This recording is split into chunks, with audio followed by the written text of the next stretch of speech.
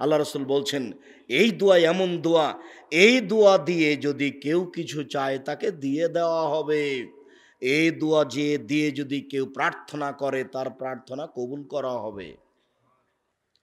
আল্লাহুম্মা ইন্না নাসআলুকা বিআন্নাকা আনতাল্লাহ লা ইলাহা ইল্লা আনতাল আহাদুস সামাদুল্লাযী লাম ইয়ালিদ ওয়া লাম ইউলাদ ওয়া লাম ইয়াকুল লাহু কুফুওয়ান আহাদ। এটা হলো ইসমে আজম। রাসূল সাল্লাল্লাহু আলাইহি সাল্লাম বলেছেন দাওয়াতু জিন্নুনে মাছ অলার দোয়া। দাওয়াতু জিন্নুনে মাছ অলার দোয়া। কার দোয়া বলেন তো দেখি? ইউনূস আলাইহিস সালামের দোয়া। ইউনূস আলাইহিস সালামের দোয়া। যে কোনো বিপদে পড়ে যদি মানুষ মাছ অলার দোয়া পড়ে তাহলে আল্লাহ তাকে সেই বিপদ থেকে উদ্ধার করবেন। বলেন তো সেই মাছ অলার দোয়া কি? লা ইলাহা ইল্লা আনতা সুবহানাকা ইন্নী কুনতু মিনাজ জালিমিন। যে কোনো বিপদে, ছোট হোক বড় হোক, ছোট হোক বড় হোক, মেডিকেল হোক, হাসপাতাল হোক, ছেলে হোক মেয়ে হোক, কোর্ট হোক কাচারি হোক, যে কোনো সমস্যায় আপনি আশ্রয় নেবেন লা ইলাহা ইল্লা আনতা সুবহানাকা ইন্নী কুনতু মিনাজ জালিমিন। আল্লাহ তাআলা বলছেন ইউনূস যদি এই দোয়া মাছের পেটে না পড়তো, আমি আল্লাহ ইউনূসকে কিয়ামত পর্যন্ত মাছের পেটে রেখে দিতাম। ইউনূসকে আমি মাছের পেট থেকে বের করে পৃথিবীতে নিয়ে এসেছি এই দোয়ার কারণে। রাসূল সাল্লাল্লাহু আলাইহি সাল্লাম বলেন পৃথিবীর যে কোনো মানুষ যে কোনো বিপদে, যে কোনো মানুষ যে কোনো বিপদে দোয়া ইউনূস পড়বে, আমি তাকে সে বিপদ থেকে বাঁচিয়ে দিব। তবে ভুলেও কখনো ১৬ লক্ষ বার পড়বেন না। ১৬ লক্ষ বার দোয়া ইউনূস পড়া এটা বেদাতীদের নীতি, সাবধান থাকতে হবে। সম্মানিত দ্বীনি ভাই বোন, অত্র হাদিসে যেটা প্রমাণ হয় সেটা হলো তার ইবাদত কবুল হবে না হালাল রুজি না থাকার কারণে, হালাল পানি না থাকার কারণে, পোশাক হালাল না হওয়ার কারণে একটার পর একটা সিরিয়াল দেওয়া হয়েছে। নোমান ইবনে বাশির রাদিয়াল্লাহু তাআলা আনহু বলেন রাসূল সাল্লাল্লাহু আলাইহি সাল্লাম বলেছেন আল হালালু বাইয়িন, হালাল হচ্ছে স্পষ্ট, অল হারামু বাইয়িন, হারাম হচ্ছে স্পষ্ট, ও বাইনাহুম মুস্তাবিহাতুন, এই দুইটার মধ্যে একটা সন্দেহযুক্ত জিনিস রয়েছে। লা ইয়ালামুহুন্না কাসিরুম মিনান নাস, বহু মানুষ এটা বুঝতে পারে না, জানতে পারে না। বহু মানুষ এটা বুঝতে পারে না, জানতে পারে না, মানুষের কাছে স্পষ্ট হয় না। ফামান ইত্তাকা মিনাশ শুবহাত ইস্তাবরা লিদীনিহি ওয়া ইরজিহি, যে ব্যক্তি সন্দেহ থেকে বেঁচে গেল সে তার দিনকে পরিপূর্ণ করে নিল। যে ব্যক্তি সন্দেহ থেকে বেঁচে গেল সে তার দিনকে বাঁচিয়ে নিল। যে ব্যক্তি সন্দেহ থেকে বেঁচে গেল সে ব্যক্তি তার দিনকে বাঁচিয়ে নিল। ওমান ওয়াকাফি শুবহাতে ওয়াকাফিল হারামে, যেই সন্দেহের মধ্যে পড়লো সে হারামের মধ্যে পড়ল। শুনুন এই ছেলে,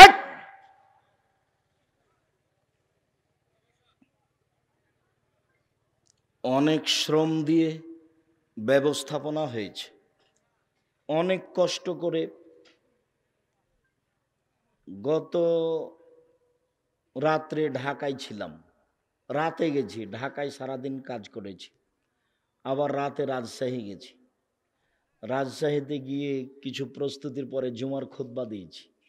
জুমার খুতবার পরে কিছু খাওয়া দাওয়া করে আসছি, এসে আপনার এখানে আসলাম। তা আপনি আমার চেয়ে বেশি ক্লান্ত না আমি বেশি ক্লান্ত? তা আপনি ওখানে চা খেয়ে আমাকে কি দেখাচ্ছেন? কিভাবে বললে আপনি বুঝতে পারবেন? এগুলো আপনার আমি ঘৃণা করি। আর আমি আব্দুর রাজ্জাক বিন ইউসুফ সারা রাত বক্তব্য করি না, এটা তো আজকে নতুন নয়। না হয় 1 ঘন্টা, না হয় 1.5 ঘন্টা, না হয় 2 ঘন্টা, আমি তো অত আমার জানা নাই। যে বিষয়ে আমি আলোচনা করি ওই বিষয়ে আমার হাদিস শেষ হয়ে গেলে আমি কথা বলা শেষ করে দিই। তা আপনি আমাকে ধৈর্যের চ্যুতি ঘটিয়ে কি দেখাবেন আমাকে? ধৈর্য কি ঘোড়ার ডিম হয়ে গেল? মানুষে বলে ধৈর্য ধারণ করো, সেটা কি? মানুষে বলে একটু ধৈর্য ধারণ করো, সেটা কি?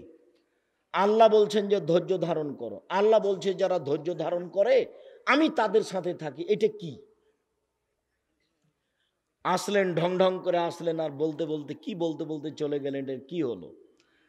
আব্দুর রহমান যে বলল যে অনুভূতি নিয়ে সলাত আদায় করতে হবে। আমি যে অজু করে মসজিদের দিকে যাচ্ছি তা আমার একটা অনুভূতি কাজ করছে যে আমি সুন্দর করে অজু করেছি, ইনশাল্লাহ আমার সব পাপ মুছে গেছে। তো তাহলে আমার সলাতটা কি হবে? সলাতটা আমার নফল ইবাদত হবে, দিয়ে আমার মান বেড়ে যাবে।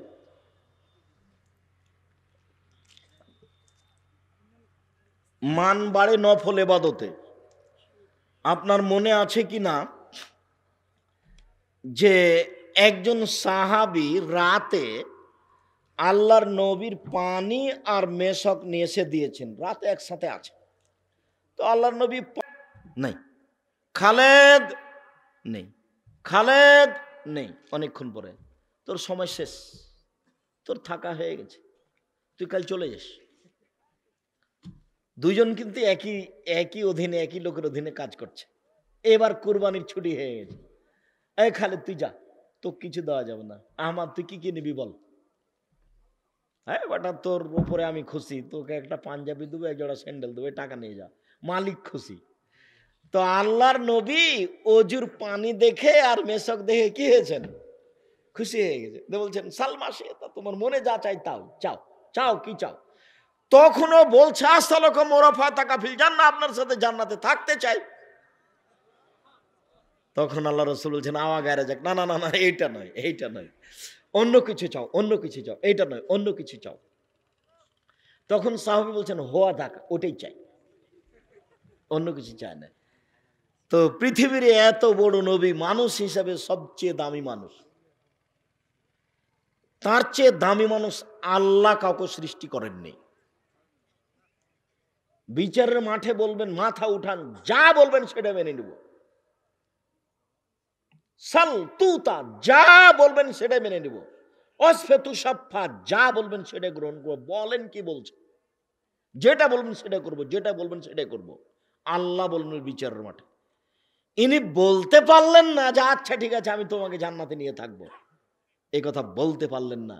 বললেন দেখো আইন নিবে কাসরাতি সজুদ, একটু তুমি বেশি বেশি নফল সালাত পড়ে আমাকে সাহায্য করো, আমি তোমাকে এমনি নিয়ে থাকতে পারবো না, আমি জান্নাতে পাশে নিতে পারবো না তুমি যদি নফল সালাত না আদায় করো। তো আমি ফরজ সালাত, আমি অজু করেছি, সব পাপ মুছে গেছে, আমার সালাতটা কি হবে, আমার সালাত এখন মান মর্যাদা বাড়াবে। নফল সালাতে মান মর্যাদা বাড়ে যদি অনুভূতি নিয়ে অজু করি, তাহলে সালাতটা আমার জন্য মান মর্যাদা বৃদ্ধিকর হয়ে যাবে, আর এতে আমার পাপ মুছে গেছে। রাসূল সাল্লাল্লাহু আলাইহি সাল্লাম বলছেন, একদা আল্লাহ আমাকে বলছেন হাল তাদরি ফিমা ইয়াকতাসিমুল মালাউল আলা, মুহাম্মদ আপনি কি বলতে পারেন ওপরে কি নিয়ে হইচই হচ্ছে, ওপরে হইচই হচ্ছে কি নিয়ে? তখন আমাদের নবী বলছেন নাম, জি আমি বলতে পারি। ফিল কাফারাত, ওপরে হইচই হচ্ছে মানুষের পাপ মিটে যাবে কিসে, এই নিয়ে হইচই হচ্ছে, অল কাফারাত। আর কাফারাত পাপ মিটে যাবে এই নিয়ে, এক আল মাকসু ফিল মসজিদে বাদা সালাওয়াত, সলাতের পরে মসজিদে বসে জিকির আজকার করলে পাপ মিটে যায়, মান বেড়ে যায়, পাপ মিটে যায়, মান বেড়ে যায়। দুই অল মাসু আলাল আকদামিল আল মাসাজিদ, পায়ে হেঁটে মসজিদে গেলে পাপ মিটে যায়, মান বেড়ে যায়, পাপ মিটে যায়, মান বেড়ে যায়, পাপ মিটে যায়, মান বেড়ে যায়। তিন ওয়াইসবাগুল উজুয়ে, ভালো করে অজু করলে পাপ মিটে যায়, মান বেড়ে যায়, পাপ মিটে যায়, মান বেড়ে যায়। এরপর আল্লাহ রাসূল বলছেন মান ফালাহাজা আশা বে খায়রিন ও মাতা বে খায়রিন, কেউ যদি এমনটা করে তাহলে তার মরে যাওয়া ভালো, তার বেঁচে থাকা ভালো, তার মরে যাওয়া ভালো, তার বেঁচে থাকা ভালো, তার মরে যাওয়া ভালো, তার বেঁচে থাকা ভালো। ওয়া কানা মিন খাতিয়াতিন কায়াউমিন ওয়ালাদাতু উম্মুহু, সে পাপ থেকে হয়ে যায় সেই দিনের মতো যেদিন তার মা তাকে জন্ম দিয়েছে, সে পাপ থেকে হয়ে যায় সেই দিনের মতো যেদিন তার মা তাকে জন্ম দিয়েছে। এমন কাজ করলে সে নিষ্পাপ হয়ে যায়, সে হয়ে যায় সেই দিনের মতো যেদিন তার মা তাকে জন্ম দিয়েছে। রাসূল সাল্লাল্লাহু আলাইহি সাল্লাম বলেন। সম্মানিত দিনী ভাই বোন, বলছিলাম হালাল স্পষ্ট, হারাম স্পষ্ট। যে ব্যক্তি সন্দেহ থেকে নিজেকে বাঁচালো, চাকরিকে বাঁচালো, ব্যবসা বাণিজ্যকে বাঁচালো, জমি জায়গার ব্যাপারে বাঁচালো, জোর করে জমি দখল করবেন না। 24 ঘন্টার মধ্যে যা জমি দখল করেছেন তা ছেড়ে দেন। আর এই ছেলে তোমাকে আমি যা বলেছি সেটা বাস্তবায়ন করবা। তোমাকে আমি বলেছি যে তোমার বাপ কুকুর শ্রীগালের চেয়ে খারাপ, তুমি কষ্ট বলে বেটা আব্দুর রাজ্জাক সাহেব আপনাকে ভালোবাসি, এই জন্য আপনি আমার বাপকে যেন এভাবে বলিয়েন না। আমি তোমার বাপকে এভাবে বলতে চাইনি। আমি বলবো কেন? আল্লাহ বলছেন, বুঝেও বুঝে না ওরা, অন্তর আছে বুঝে না, দেখেও দেখে না ওরা, চক্ষু আছে দেখে না, শুনেও শুনে না ওরা, কান আছে শোনে না। ওরা একা কালা আনাম, তারা পশু প্রাণীর মতো, তারা গরু ছাগলের মতো, তারা কুকুর সিরিগেলের মতো, বাল হওয়া যাল বরং তার চেয়ে খারাপ।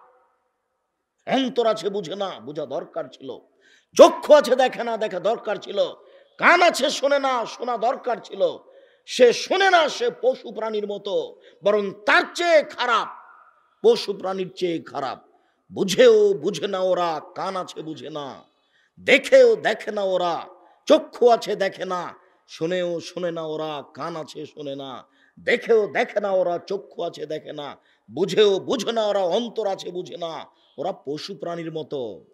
আমার আব্বা কৃষক মানুষ, জমি চাষ করার পরে গরু মাঠে ছেড়ে দিতেন, তখন গরু নিয়ে আমরা মাঠে থাকতাম।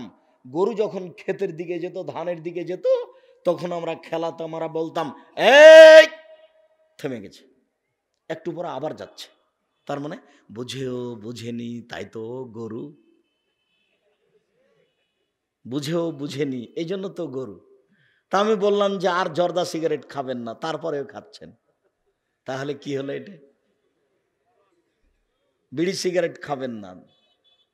3 শ্রেণীর মানুষের ইবাদত কবুল হবে না। তার 1 শ্রেণীর মানুষ যারা বিড়ি সিগারেট খায়, নেশাদার দ্রব্য পান করে। 3 শ্রেণীর মানুষ জান্নাতে যাবে না। তার 1 শ্রেণীর মানুষ দায়ুস। ও লন্ডনে গেছে কি করতে? 3 চিল্লা দিতে। আর বেটি আবার ঢাকা বিশ্ববিদ্যালয়ে পড়ে, আর একজনের সাথে ঘুরে।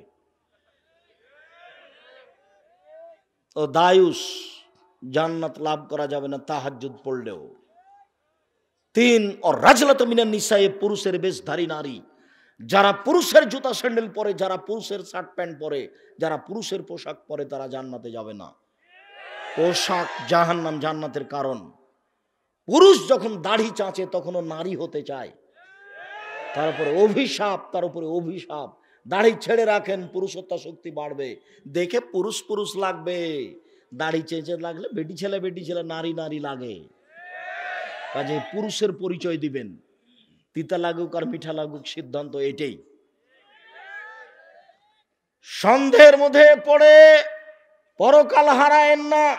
মাওলানা সাহেব বলেছেন জর্দা খাওয়া মাকরু, আব্দুর রাজাক সাহেব বলেছেন জর্দা খাওয়া হারাম। সন্দেহ হলো তো না চূড়ান্ত হালাল হলো? চূড়ান্ত হারাম। কিভাবে? আল্লাহ রাসূল বলেছেন মানে ওয়াকাফি শুবহাত ওয়াকাফিল হারামে, যে সন্দেহের মধ্যে পড়লো সে হারামের মধ্যে পড়লো। এই ছেলে, আমি বলেছি তোমার পিতা কুকুর শ্রীগালের চেয়ে খারাপ, তুমি কষ্ট পেয়েছো। তুমি কষ্ট পাবে কেন? তোমার দাদা মরা 10 বছর হলো, তোমার বাপ এখনো জমি ভোগ করছে, তোমার ফুফুকে দেয়নি। তোমার বাপ জমি নিবে সকালে, আর তোমার ফুফু জমি নিবে বিকালে। এরকম কি ঘটনা? না একসাথে নিবে? একসাথে নিবে। 10 বছর থেকে তোমার বাপ জমি ভোগ করছে, কই তোমার ফুফুকে তো দেয়নি। তোমার ফুফু, তোমার বাপকে যদি আমি কুকুর শ্রীগালের চেয়ে খারাপ প্রমাণ করতে না পারি, বেটা আমি জাতির সামনে কথাই বলবো না। আজকে তুমি বলে দিও তোমার বাপকে, আগে ফুফুর জমি বের করে দিতে হবে, তারপরে কোনো কথা। ভাগ্য ছেড়ে আসেনি, ভাগ্য নিয়ে এসেছি। ফুফুর জমি খেতে হবে, এই ভাগ্য আমি নিয়ে আসিনি। এটা আবার ময়মনসিংহ, জামালপুর। তার মানে বোনেরা যদি জমি চায়, তাহলে ভাইয়েরা বলে তুই চলে যা, আর কোনোদিন আসিস না। এরই অংশ হচ্ছে যমুনার ওই পার, রংপুর, গাইবান্ধা, গোবিন্দগঞ্জ, লালমনিরহাট, নীলফামারী, কুড়িগ্রাম, পঞ্চগড়, ঠাকুরগাঁ, দিনাজপুর। যদি জমির ভাগ চায় বোনেরা, তাহলে কিয়ামত। সম্পর্ক নাকি বিচ্ছিন্ন করে দিল। জমি চাওয়া মানে কি? সম্পর্ক বিচ্ছিন্ন করে দিল। তো একজন লোক ওই অংশ বন্টনের উপরে পিএইচডি করছে, আমার কাছে এসেছে। তো বলছে যে আপনার কিছু পরীক্ষা নিব। আমি তো অবাক হয়ে গেলাম, আপনি আমার পরীক্ষা নেবেন মানে কি পরীক্ষা নেবেন? তো বলছে একটা পরীক্ষা, অনেক কিছু জিজ্ঞাসা করার পরে বলছে আপনার আব্বা কি বেঁচে আছেন? বলে না, আমার আব্বা মারা গেছেন। তা আপনাদের জমি জায়গা? তা আমি বললাম যে আমার বাপকে কবর দিয়ে আসার পরে আগে জমি জায়গা ভাগ করেছি, তারপরে খাওয়া দাওয়া। এরপরে জমি জায়গা আমি কিছুটা চিনি, আমার ছোট ভাই চিনে না। ও হলো বরিশাল মডেল কলেজের শিক্ষক। ও জমি জায়গায় চিনে না, তার মানে যায়নি কোনোদিন। কি হয় সেটাও জানি না, তবে ভাগ করেছি আমি সেদিন। এসে মাটি দিয়ে এসে এক জায়গাতে বসে আমরা সব জমি জায়গা ভাগ করে কে কতটুকু পাবে এটুকু ভাগ করার পরে ঘোষণা দিয়ে খাওয়া দাওয়া করেছি। তোমাকে বলছি, বলে দিও তোমার বাপকে, ফুফুকে আগে জমি দিবেন তারপরে কোনো কথা। ফুফুর জমি দিয়ে আমাকে জীবিকা নির্বাহ করতে হবে এটা আমি চাই না। ভাগ্য আমি ছেড়ে আসিনি, ভাগ্য আমি নিয়ে এসেছি। না কেউ ভাগ্য ছেড়ে চলে এসেছে? ভাগ্য নিয়ে এসেছি। ভাগ্যে যদি জমিদারি থাকে জমিদারি করে খাবো, ভাগ্যে যদি ভিক্ষা চাওয়া থাকে জমিদারি আমার ভাগ্যে আসবে না। আমি যতই টাকা ইনকাম করি ভাগ্যকে সামনে রেখে কাজ করতে হবে, বসে খাওয়া যায় না। রাসূল সাল্লাল্লাহু আলাইহি সাল্লাম বলেন, কারাইয়া রাহাল হেমা, ওই রাখালের মতো বেঁচে থাকতে হবে যে রাখাল আইলে গরু চড়াচ্ছে। আইলে গরু চড়ানো রাসূল নিষেধ করছেন, শোনো, ওই রাখালের মতো সাবধান থাকতে হবে। রাখালকে আইলে গরু চড়াতে নিষেধ করা হচ্ছে। কারাইয়া রাহাল হেমা, যে রাখাল আইলে গরু চড়াচ্ছে। আইল বুঝেন কি? ইউশেক, সম্ভাবনা রয়েছে আয়ের তাফিয়ে গরুতে ধানে মুখ দিতে পারে। তুমি যে আইলে গরু নিয়ে গেলে দুই দিকে ধান আছে, কোনো সময় গরুতে ধানে মুখ দিতে পারে। অতএব তুমি আইলে গরু নিয়ে যাও না। আমার মা আমার নানার কথা নকল করেন। আমার মা আমার নানার কথা নকল করেন। আমার নানি আমার নানাকে বলতেন যে ধান যে আশেপাশের লোক কেটে নিল, এইগুলো ময়মনসিংহ, জামালপুর এইসব এলাকা ধানের কিয়ার মানে ভিন্ন ভিন্ন করা আছে আইল দিয়ে। আমরা চাঁপাইনবাবগঞ্জ, দিয়াড়ের মানুষ, পল্লীর মানুষ, জমি জায়গাতে আইল করা নাই, সব সমান। তো একবার ধান বপনের সময়তে মাপত, একবার ধান কাটার সময় মাপত। তা আমার নানি বলতেন যে সবাই যা আশেপাশে ধান কেটে নিল তুমি যাও কেটে নিয়ে আসো। তখন আমার নানা বলতেন সবাই কেটে নেক তারপরে নিব। কেননা আগে কাটতে যদি কারো এক একটু চলে আসে ওর জব আমি বিচারের মাঠে দিব না, আমি দিতে রাজি নই। চাঁপাইনবাবগঞ্জে মাঝে মধ্যে বক্তব্য দিলে আমি বলি যে মাপার পরে ওকে বলা হয় ফাঁড়ি দেওয়া, মানে ধানটা দুই দিকে সরাচ্ছে। তো মধ্যে যদি কোনো একটা ধানের গোছ পড়ে যায় তাহলে কি করবেন? তাহলে সেটা নিজের দিকে নিয়েছি, তাহলে সেইটা কি হবে? এরা হাওলাল হেমা, প্রত্যেকটা দেশের বাদশার একটা সীমারেখা আছে। লেকুল্লে মালিকিন হেমা ও হেমাল্লাহ হেমাহারে মোহ, প্রত্যেকটা দেশের একটা সীমারেখা আছে।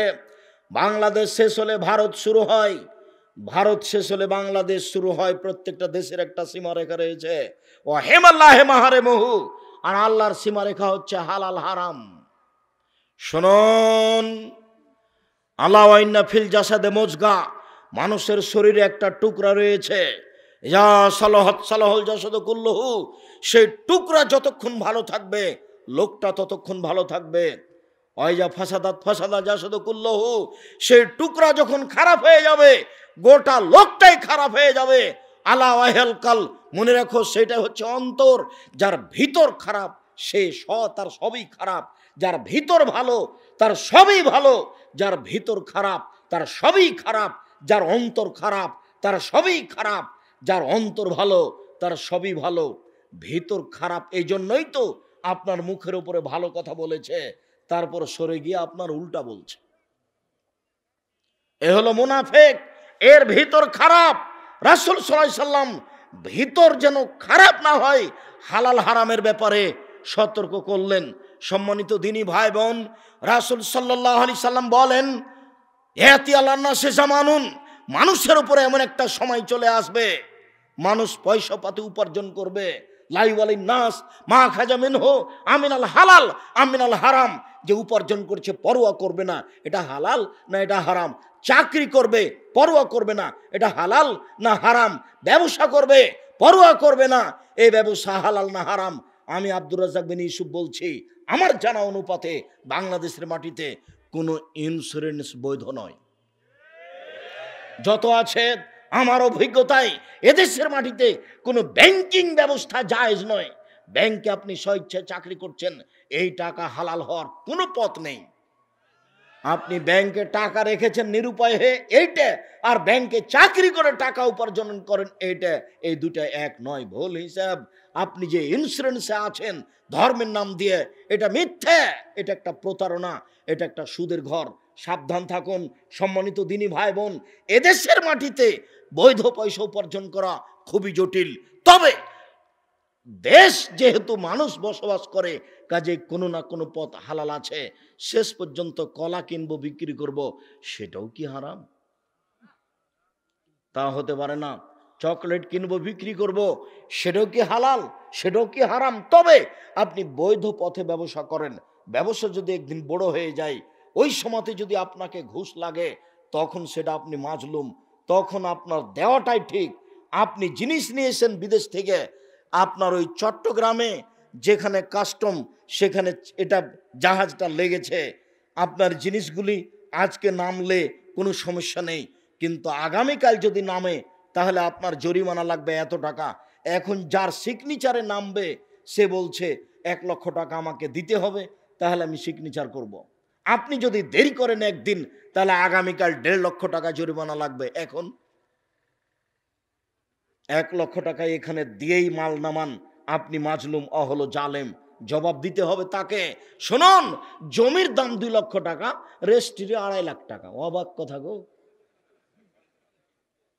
এরই নাম জুলুম। জমি কিনবো আমি 10 টাকা দিয়ে, 11 টাকা রেজিস্ট্রি খরচ দিব, এই কোন কথা হলো? ধর্ম কি পাগল হয়ে গেছে? নেতৃত্ব কি পাগল হয়ে গেছে? জুলুম করে জাতির উপরে, জুলুম করে সফলতা আনা যায় না, অবনতি ধ্বংস নেমে আসবে। এক সময়ে বাঁচার পথ মানুষের থাকবে না, জুলুম করা থেকে মানুষকে বেঁচে থাকতে হবে। জুলুমই হচ্ছে বিপদ। অবাক কথা, এমনটা হবে কেন? এটা হতে পারে কি করে যে আমার জমির দামে এত টাকা, রেজিস্ট্রি খরচ এত টাকা, এইভাবে হবে কেন? ময়মনসিংহ থেকে এক ভদ্রলোক বলছে, আব্দুর রাজ্জাক সাহেব, আপনাকে খুব ভালোবাসি, কিন্তু যেই সময় আপনি বলেছেন যে এই বিবাহ কি জেনা, যে বিবাহ রেজিস্ট্রির খাতায় 4টা সাক্ষী লাগবে, আপনি বিবাহ রেজিস্ট্রিকে জেনা বললেন কেন? আমার কথারও শুনতে চায় না। আমি বলছি, বিবাহ রেজিস্ট্রিকে আমি জেনা বলিনি। জেনা প্রমাণ করতে কয়জন সাক্ষী লাগে? 4 জন। আর বিবাহ বাস্তবায়ন করতে কয়জন সাক্ষী লাগে? 2 জন। তো 4 জন কেন লেখা হলো এই খাতায়? আমি ওকে বলেছি টয়লেট পেপার হিসাবে ব্যবহার করতে হবে, তাতে আপনি ক্ষিপ্ত হয়ে গেছেন। আপনি ক্ষিপ্ত হলেন কেন? আপনি কেমন কাজী ঘোষণা দেন দেখি ময়মনসিংহ জেলায়। আগামীকাল থেকে ময়মনসিংহ জেলায় প্রত্যেকটা কাজীর খাতাতে কয়জন সাক্ষী লেখা থাকবে? 2 জন। আল্লাহ নবী বলেছেন, লা নিকাহিল্লা বলে বেওয়ালিন ওলা নিকাহিল্লা বে শাহেদাইনে, অভিভাবক ছাড়া বিবাহ হয় না, 2 জন সাক্ষী ছাড়া বিবাহ হয় না। জেনাতে 4 জন লোক লাগে। বিবাহ কি জেনা যে এখানে 4 জন লোকের কথা আসবে? কেন আসবে? আসবে কেন? যে সবগুলো নেহায়াত অন্যায়, তার মধ্যে বিবাহ রেজিস্ট্রি খাতা একটা নেহায়াত অন্যায়। রাসূল সাল্লাল্লাহু আলাইহি সাল্লামের নীতির উপরে লাথি মেরে কাজী আমাকে ক্ষমতা দেখাই বেটা, কত ক্ষমতা আছে? আপনি এই খাতাকে বাতিল করে 2 জন সাক্ষীর খাতা করেন, তারপরে দেখা যাবে যে আপনার ক্ষমতা, আপনি এখানে কাজীর ক্ষমতা পেয়েছেন। কেন হবে? কে অধিকার দিয়েছে? কার ক্ষমতার ভিত্তিতে কাজীর এই খাতায় 4 জন সাক্ষী আসবে? আসবে কেন? আসার পথ কি? কিয়ামত পর্যন্ত পথ হবে না। যদি 4 জনই থাকে, তাহলে জেনাই প্রমাণ করতে চেয়েছে যারা করেছে। বাউল হিসাব তোবা করে ফিরে আসতে হবে এখান থেকে। নবীর নীতির উপরে মাতাব্বরি করার কারো সুযোগ নেই। সম্মানিত দিনী ভাই বোন, বলছিলাম লায়াত খোলল জান্নাতে জাসাদুন গজিয়া বিল হারাম, ওই শরীর জান্নাতে যাবে না যে শরীর হারাম উপায়ে বড় হয়। চুপচাপ বসে থাকলেও, ধীরস্থির বসে থাকলেও পরিস্থিতি আঁচ করছি, মনে হয় সময় পার হয়ে যাচ্ছে। সম্মানিত উপস্থিতি, মানুষের জীবনে যেসব কাজগুলি অতীব গুরুত্বপূর্ণ, তার একটি বড় গুরুত্বপূর্ণ কাজ হচ্ছে হালাল রুজি। যেমনভাবে মানুষের সমস্ত ইবাদত নির্ভর করে সলাতের উপরে, সলাত কবুল হলে বাকি ইবাদত কবুল হবে, সলাত কবুল না হলে বাকি ইবাদত কবুল হবে না। তো ঠিক সব ইবাদত কবুল হওয়া না হওয়া নির্ভর করে হালাল রুজির ওপর। মানুষের রুজি যদি হালাল হয় তাহলে মানুষের ইবাদত কবুল হবে, আর মানুষের রুজি যদি হালাল না হয় তাহলে তার ইবাদত কবুল হবে না, বিনিময় হবে জাহান্নাম। জাবের রাদিয়াল্লাহু তাআলা আনহু বলেন, রাসূল সাল্লাল্লাহু আলাইহি ওয়াসাল্লাম বলেছেন, কুল্লু লাহমিন নাবাতা মিনাস সহত, প্রত্যেক গোশত যেটা হারাম উপায়ে বাড়ে, আপনার ছেলের, আপনার মেয়ের, আপনার পরিবারের যেই গোশত যে শরীর হারাম উপায়ে বাড়ে তার জন্য জাহান্নাম যথেষ্ট, ও জাহান্নামে যাবে। তাহলে বোঝা যাচ্ছে মানুষের রুজি যদি হালাল না হয় তাহলে ইবাদত তাকে জান্নাতে নিয়ে যেতে পারবে না। হিসাবের মাথায় দেখা যায় যে হালাল রুজি মানুষের জীবনে সবচেয়ে জরুরি, যার কারণে আমি আপনাদের বিভিন্ন সময়ে অনেক কঠোরভাবে কঠোর আলোচনা করে হালাল রুজির ব্যাপারে আগ্রহী করেছি এবং হারাম রুজি থেকে বেঁচে থাকার জন্য অনুরোধ জানিয়েছি। তাতে বলেছি, কলা বিক্রি করে আমরা খেতে রাজি আছি, চকলেট বিক্রি করে আমরা খেতে রাজি আছি, কোটি টাকা ইনকাম করে পরকাল হারাতে রাজি নই। আমাদের এই বিষয়ে গুরুত্বপূর্ণ আলোচনা করার পূর্বে আমার একটা কথা মাথায় জাগলো যে আমরা যে প্রথমেই কিছু আরবি বলি, এটা কি বলি? যেহেতু আমরা প্রায়ই আরবি বুঝি না, আমরা কি বলি? রাসূল সাল্লাল্লাহু আলাইহি ওয়াসাল্লাম যখন কথা বলতেন তখন প্রথমে আল্লাহর প্রশংসা করতেন আর নবীর উপরে দুরূদ পড়তেন, তারপরে কথা আরম্ভ করতেন। এটাই হলো কথা বলার সুন্নাত। আর কথা বলার পূর্বে, এই প্রশংসা করার পূর্বে, এই দুরূদ পড়ার পূর্বে সালাম দিতে হবে। জাবের রাদিয়াল্লাহু তাআলা আনহু বলেন, আসসালামু কাবলাল কালামে, সালাম হচ্ছে কথা বলার পূর্বে। মানুষ যদি সালাম না দিয়ে কথা আরম্ভ করে, আল্লাহ রাসূল বলেছেন তোমরা তার কথা শোনো না, তাকে কথা বলার অনুমতি দিও না। যার কারণে মানুষের সামনে দাঁড়ালে আগে সালাম দেয়। যদিও অনেক নেতারা যখন দাঁড়ান তখন বলেন আউযুবিল্লাহি মিনাশ শাইতানির রাজিম, বিসমিল্লাহির রহমানির রহিম, আসসালামু আলাইকুম। মানে সালাম তো আর কোরআন মাজিদের আয়াত নয় যে তাকে আউযুবিল্লাহ পড়তে হবে।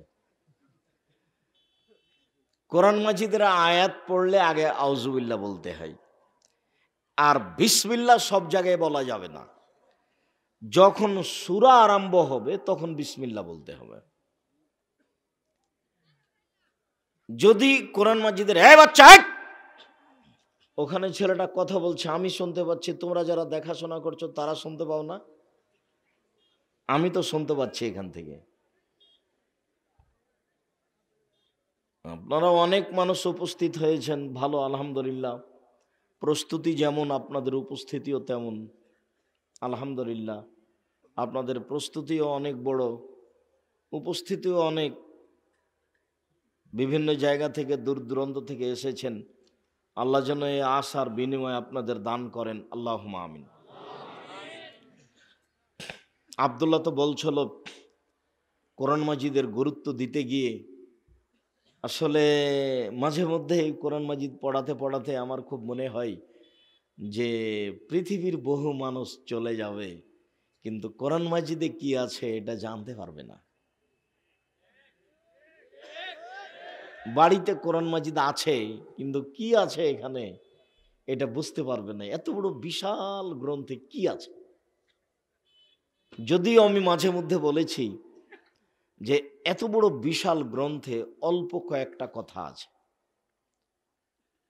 তার একটা কথা আছে শুধু ক্ষমতা, আমি সবকিছু করতে পারি।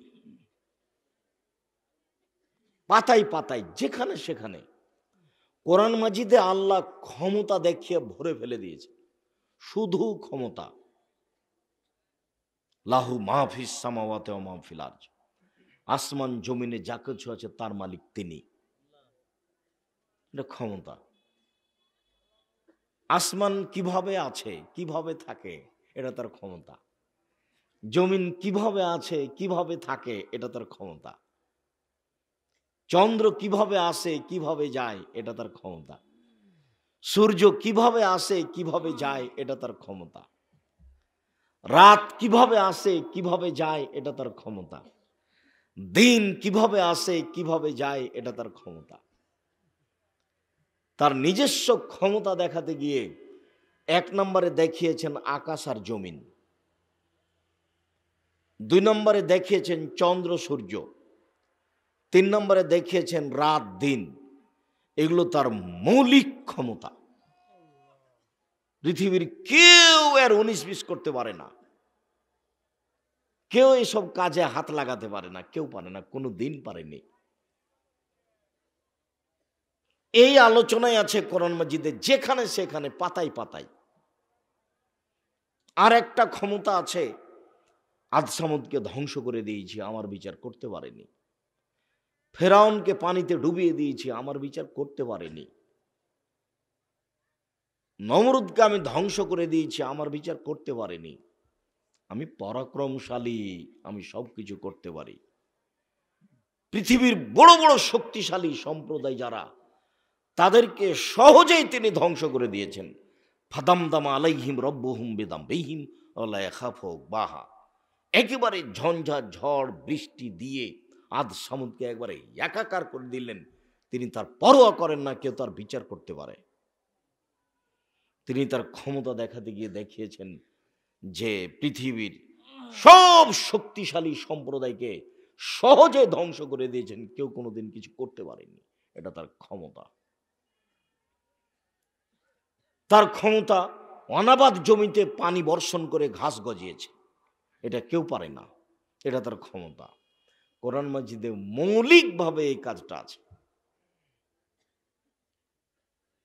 আর দ্বিতীয় আছে, পুরো কোরআন মাজিদে খালি গাফুর গাফফার, গাফুর গাফফার, রাহিম রহমান, রাহমান আর রাহিম আর গাফুর আর গাফফার দিয়ে কোরআন মাজিদ ভরে ফেলে দেওয়া হয়েছে।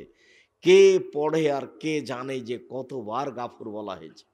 আর ক্ষমতাশীল, সবচেয়ে বড় ক্ষমতা, ক্ষমাকারী গাফুর, সবচেয়ে বড় ক্ষমাকারী।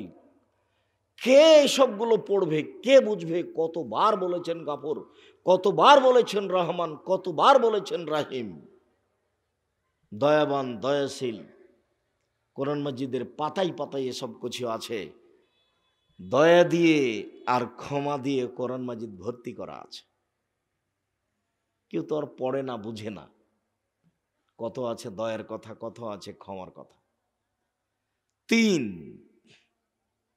কিছু বিধান। সালাত আদায় করতে হবে, যাকাত দিতে হবে, চুরি করলে হাত কাটা যাবে, সিয়াম পালন করতে হবে, ওযু করতে হবে, এরকম কিছু বিধান আছে।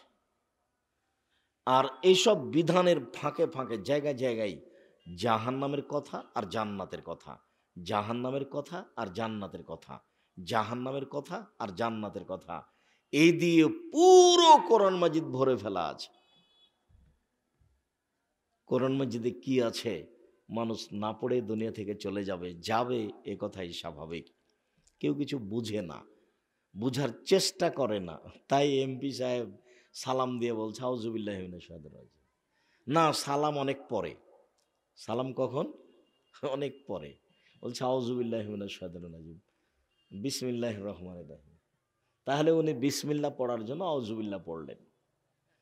কিভাবে দুনিয়াতে দিন কাটাচ্ছে জনগণের নেতা, এইভাবেই জীবন চলে গেল, চলে যাচ্ছে। আপনারও প্রায় তাই।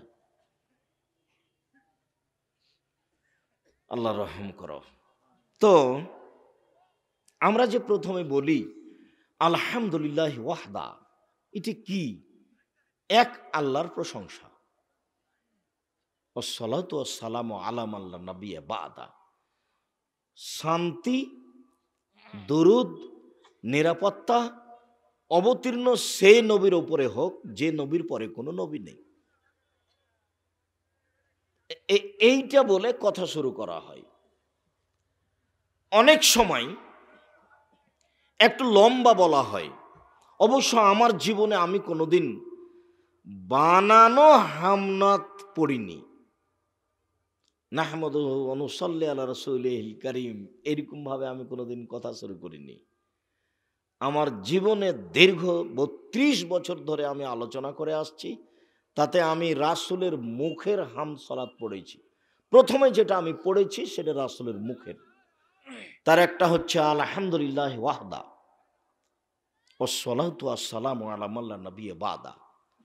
তার আরেকটা হচ্ছে, দেখবেন খুব খেয়াল করে, আমার বই পুস্তকও লেখা আছে, মুখেও বলি, ইন্নাল হামদালিল্লাহ, নিশ্চয় প্রশংসা আল্লাহর জন্য, নাহমাদুহু ওয়া নাস্তাইনুহু, আল্লাহর কাছে আল্লাহর আমরা প্রশংসা করছি, তার কাছে আমরা সাহায্য চাচ্ছি। মান ইয়াহদিহিল্লাহু ফালা মুদিল্লা লাহু, আল্লাহ যাকে পথ দেখাবেন তাকে কেউ ভ্রান্ত করতে পারবে না। ওমান ইউজলিল ফালা হাদিয়া লাহু, আল্লাহ যাকে ভ্রান্ত করবেন তাকে কেউ পথ দেখাতে পারবে না। আশহাদু আল্লা ইলাহা ইল্লাল্লাহু ওয়াহদাহু লা শারীকা লাহু, আমি সাক্ষ্য দিচ্ছি আল্লাহ ছাড়া কোনো মাবুদ নাই, তার কোনো শরীক নাই। ওয়া আশহাদু আন্না মুহাম্মাদান আবদুহু ওয়া রাসূলুহু, আমি সাক্ষ্য দিচ্ছি মুহাম্মদ তার রাসূল, মুহাম্মদ তার বান্দা। এইটা আল্লাহর নবী কখন বলেছিলেন? জিমাদ ইবনে সালাবা একজন কবিরাজ, জিন ধরলে ভালো করতে পারে, ওপরই লাগলে ভালো করতে পারে। এ হলো জিমাদ ইবনে সালাবা কবিরাজ। তো জিন ধরলে ভালো করতে পারে, পাগলামি ধরলে ভালো করতে পারে, পাগল হয়ে গেলে ভালো করতে পারে। তো সবাই বলছে মোহাম্মদ পাগল হয়ে গেছে, সবাই বলছে মোহাম্মদকে জিনে ধরেছে, সবাই বলছে মোহাম্মদকে অপরিতে ধরেছে, মোহাম্মদ পাগল হয়ে গেছে। কি, কেন পাগল হয়ে গেছে, কি কারণে পাগল হয়ে গেছে? আরে মাবুদ হলো ৩৬০ জন, ও বলছে একজন। এটাই পাগলামির সবচেয়ে বড় মাধ্যম। মাবুদ হলো কতজন? ৩৬০ জন। আর মোহাম্মদ কি বলছে? একজন। তবুও বলছে সপ্তম আকাশের উপরে আছে। এ কি যেমন তেমন কথা? আপনাকে যদি আমি বলি যে এক ওয়াক্ত সালাত আদায় করতে হবে না, তাহলে তো আপনি ময়মনসিংহ জেলা থেকে যেতে দিবেন না, মানে হত্যা করেই ছাড়তে হবে। কথা হলো ৫ ওয়াক্ত সালাতের এক ওয়াক্ত নেই বলছে। এতেই আপনার এত ক্ষিপ্ত হওয়ার মাধ্যম হয়ে যায়। তো মোহাম্মদ বলছেন যে আল্লাহ নাই, মাত্র একটা। তাহলে সমাজ কেমনে মেনে নেবে? তো সবাই বলছে পাগল হয়ে গেছে। ঘরের ছেলে মারতে চাইলে মারতে পারে না। সিদ্ধান্ত হয়েছে অবশ্য যে হয় তাকে হত্যা করতে হবে, না হয় দেশ থেকে তাড়িয়ে দিতে হবে, না হয় বন্দি করতে হবে। হয় তাকে দেশ থেকে তাড়িয়ে দিতে হবে, না হয় বন্দি করতে হবে, না হয় হত্যা করতে হবে। তো জিমাদ ইবনে সালাবা একজন কবিরাজ, ও বলছে আমি ভালো করতে পারি। আচ্ছা, আপনাদের এখানে যে মোহাম্মদ পাগল হয়ে গেছে কোথায়? ওই যে মোহাম্মদ, ওই লোক পাগল হয়ে গেছে। তো এখন জিমাদ ওখানে গিয়ে বলছে, শোনেন, আমি পাগলামি ভালো করতে পারি, তা আমি কি আরম্ভ করব? কবিরাজি আরম্ভ করবে। তখন আল্লাহ রসুল বলছেন, আচ্ছা ঠিক আছে, আপনি আরম্ভ করেন, তা আমি একটু সূচনা করি। তা আল্লাহ রসুল বলছেন, ইন্নাল হামদালিল্লাহ নাহমাদুহু ওয়া নাস্তাইনুহু মান ইয়াহদিহিল্লাহু ফালা মুদিল্লা লাহু ওয়া মান ইউদ্লিল ফালা হাদিয়া লাহু ওয়া আশহাদু আল্লা ইলাহা ইল্লাল্লাহু ওয়াহদাহু লা শারীকা লাহু ওয়া আশহাদু আন্না মুহাম্মাদান আবদুহু ওয়া রাসূলুহু। এই পর্যন্ত আল্লাহর নবী পড়তেই কবিরাজ বলছে, ইকরা মারাতান উখরা। আপনি কি পড়লেন? আবার পড়েন তো দেখি।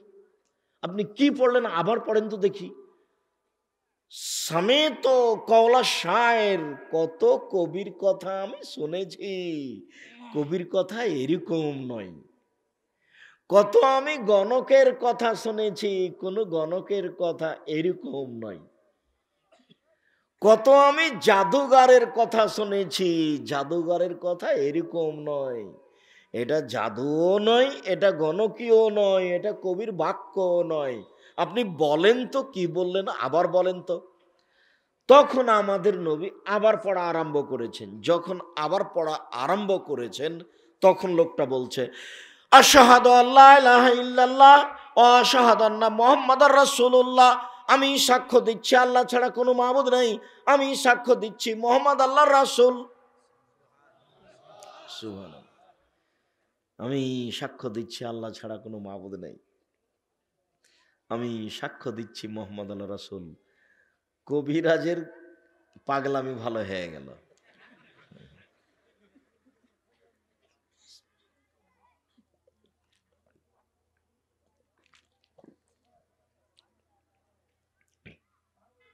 আলেম ওলামা বক্তব্যের সূচনাতে এই আরবিতে কিছু বলেন। এখন যিনি বলেন তিনি বুঝেন কি না তা আমি বলতে পারছি না, কেননা বক্তৃতার জগতই একটা এমন একটা জগৎ যেখানে বিদ্যা লাগে না। যার থুথির জোর যত শক্তিশালী মজবুত, তার বক্তব্যের মাঠ তত গরম। কিছু না জানার পরে বিশাল গাড়ি কি যে করলো জাতির সামনে। আমি বিগত 30-32 বছরে যা করছি, আপনি যতটুকু আমার সাথে করেছেন, এইটুকু নিয়ে আমার দুশ্চিন্তা হয় যে যদি বিচারের মাঠে জিজ্ঞাসা করা হয় যে তুমি কি আসলে খালে সন্তরে সত্য সত্যই দিন প্রচার করেছ, আমাকে কেমন কেমন লাগে যে বিচারের মাঠে টিকা যাবে কি না। আমার জীবনে আমি কোনোদিন কাউকে পয়সার কথা বলিনি, পথ খরচ পাথেও তো বহু দূরের কথা। এটা তো আমি শতদিন বলেছি, এখনো বলছি যে 90 সাল থেকে নিয়ে এখন পর্যন্ত কেউ যদি বলতে পারে যে আব্দুর রাজ্জাক সাহেব পথ খরচ পাথেও চেয়েছিল, আমি আর জীবনে কোনোদিন বক্তব্য দেব না। এটা তো আমার একটা মনোবল, আর আমার এই মনোবল না থাকলে আমি জাতির সামনে, লাখো জনগণের সামনে এভাবে বলতে পারতাম না। এর পরেও মানুষ যে পয়সাপাতি দেয়, এইটার জব কি আছে? এখন আমি ওই জন্য টাকা পয়সা সব জামিয়া সালাফে দিয়ে দিই, যা আল্লাহ ভরসা, আমার যাওয়া আসা সমান। আমি টাকা পয়সার হিসাব রাখি না, টাকা পয়সা নাই, খালি মানুষ ঘুরি, যা 2-4 পয়সা আছে সব জামিয়া সালাফে চলে যাও, এ দিয়ে যদি বাঁচতে পারি। আমি বুঝতে পারি না যে এইভাবে সিজনাল সময়কালীন রূপক কথা জাতির সামনে বলে ফাঁকি ফাঁকি ধোকা দিয়ে আপনার চুক্তি করে পয়সা নিয়ে জনগণের সামনে এইভাবে প্রতারণামূলক কথা বলে বিচারের মাঠের সফলতা কত দূর হবে? বিচারের মাঠ বড় জটিল, কবর যত কঠিন, কিয়ামত তার চেয়ে অনেক অনেক অনেক বেশি কঠিন। কিয়ামত যত কঠিন, জাহান্নাম তার চেয়ে অনেক অনেক অনেক বেশি কঠিন। দিন রাত মোহাম্মদ সাল্লাল্লাহু আলাইহি সাল্লাম জাহান্নাম থেকে বাঁচতে চাইতেন, দিন রাত। রাসূল সাল্লাল্লাহু আলাইহি সাল্লাম নিজে বলতেন, আল্লাহুম্মা ইন্নী আউযু বিকা মিন আযাবি জাহান্নাম, আল্লাহ আমি তোমার কাছে জাহান্নাম থেকে বাঁচতে চাই। আউযু বিকা মিন আযাবিল কবর, আমি তোমার কাছে কবরের শাস্তি থেকে বাঁচতে চাই। আউযু বিকা মিন ফিতনাতিল মাসিহ দাজ্জাল, আমি তোমার কাছে দাজ্জালের ফিতনা থেকে বাঁচতে চাই।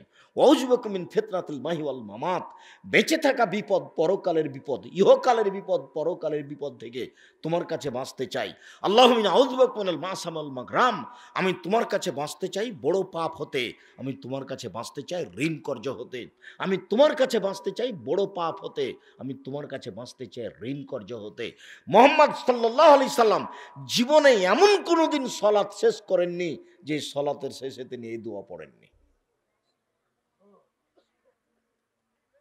প্রথমে আমার সাথে আপনার জরুরি কথা এটা যে আলেম ওলামা দাঁড়িয়ে এগুলি বলেন, এখন সবাই বোঝেন কি না আমি তো বলেছি।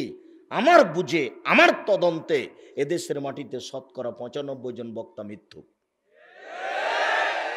শতকরা 98 জন মুফাসসির মিথ্যুক।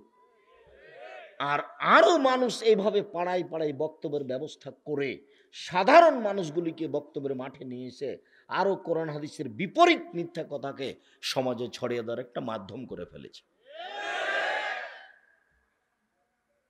এর জন্য আপনাদেরকে যারা ব্যবস্থাপনা করছেন তাদেরকে সোচ্চার সাবধান হতে হবে, নইলে এই মিথ্যা ছড়ানোর মাধ্যম আপনি একটা। দ্বিতীয় আপনাদের সাথে জরুরি কথা, করোনা ভাইরাস কি মহামারী? করোনা ভাইরাস কি কোনো ছোঁয়াচে রোগ? করোনা ভাইরাস কি? করোনা ভাইরাসকে লক্ষ্য করে এই যে মসজিদের 3 ফুট পর পর দাঁড়ানো, তারপরে যে মাস্ক পরে মসজিদে যাওয়া, জুমা মসজিদে 10 জন আর ওয়াক্তে মসজিদে 5 জন, এসব যে হুকুম চালু হয়ে গেল, আর আলেম ওলামা হুজুর যে সহজে মেনে নিলেন। আরে কোনো হুজুরের ফাঁসিও হয়নি, সুলিও হয়নি, বলছে জরুরি ব্যাপার। জরুরি কি গো? ইংরেজদের যুগে এদেশের মাটিতে ইংরেজ ক্ষমতা বাস্তবায়ন করেছে 190 বছর। বড় বড় আলেমদের ফাঁসি হয়ে গেছে এই জন্য যে তারা বুকে হাত বাঁধবে, নিচে বাঁধবে না, ফাঁসি হয়ে গেছে, নিচে বাঁধবে না। এই জন্য হাজারো মানুষের ফাঁসি হয়ে গেছে এই জন্য যে জোরে আমিন বলবেই, আসতে বলবে না, এ কারণে ফাঁসি হয়ে গেছে। দমেনি এক চুল, নামেনি একটু। আর সলাতে 3 ফুট পরপর দাঁড়াতে হবে, সুলিও হয়নি, ফাঁসিও হয়নি। কিসের যে ভয় দেখালো, দত্তরাজের ভয় না জুজু বুড়ির ভয়? মাস্ক পরলে যদি করোনা থেকে বেঁচে যায়, এই জন্য যদি মাস্ক পরি, তাহলে তো আমি বিশ্বাস করিনি তাকদিরকে। আমি তো এই বিশ্বাসী, আমরা তো এটাই জানি যে সবকিছু লিখা আছে। তাহলে কি আজকে আবার নতুন ভাবে লিখা হবে আমি মাস্ক পরলাম এই জন্য যেন লিখা না হয়? অবাক কথা। আমি সূচনা থেকেই বলে আসছি, একেবারে সূচনা থেকেই, যে করোনা ভাইরাস মহামারী নয়। মহামারী হলে পৃথিবীতে এতদিন 2-1 কোটি মানুষ থাকতো, সব মরে যেত। একদিনে 1 ঘন্টাতে কয়েকশো কয়েক হাজার মারা যায়। গ্রামকে গ্রাম যখন খালি হয়ে যায় তার নাম মহামারী। আর মহামারীতে মারা যায় যারা, তারা শহীদ, হাদিস বুখারী মুসলিম। আর শহীদের মর্যাদা এত বেশি, শহীদ যখন বিচারের মাঠে উঠবে তখন তার শরীর থেকে রক্ত ঝরবে, লৌনহ লৌনুদ্দামে রিহু রিহুল মিসকে, রক্তের রং হবে রক্তের মতো, রক্তের গন্ধ হবে আতরের মতো। করোনা ভাইরাসে কেউ যদি মরেই যায় আর এটা যদি মহামারী হয়, তাহলে তো জান্নাত চলেই গেছে।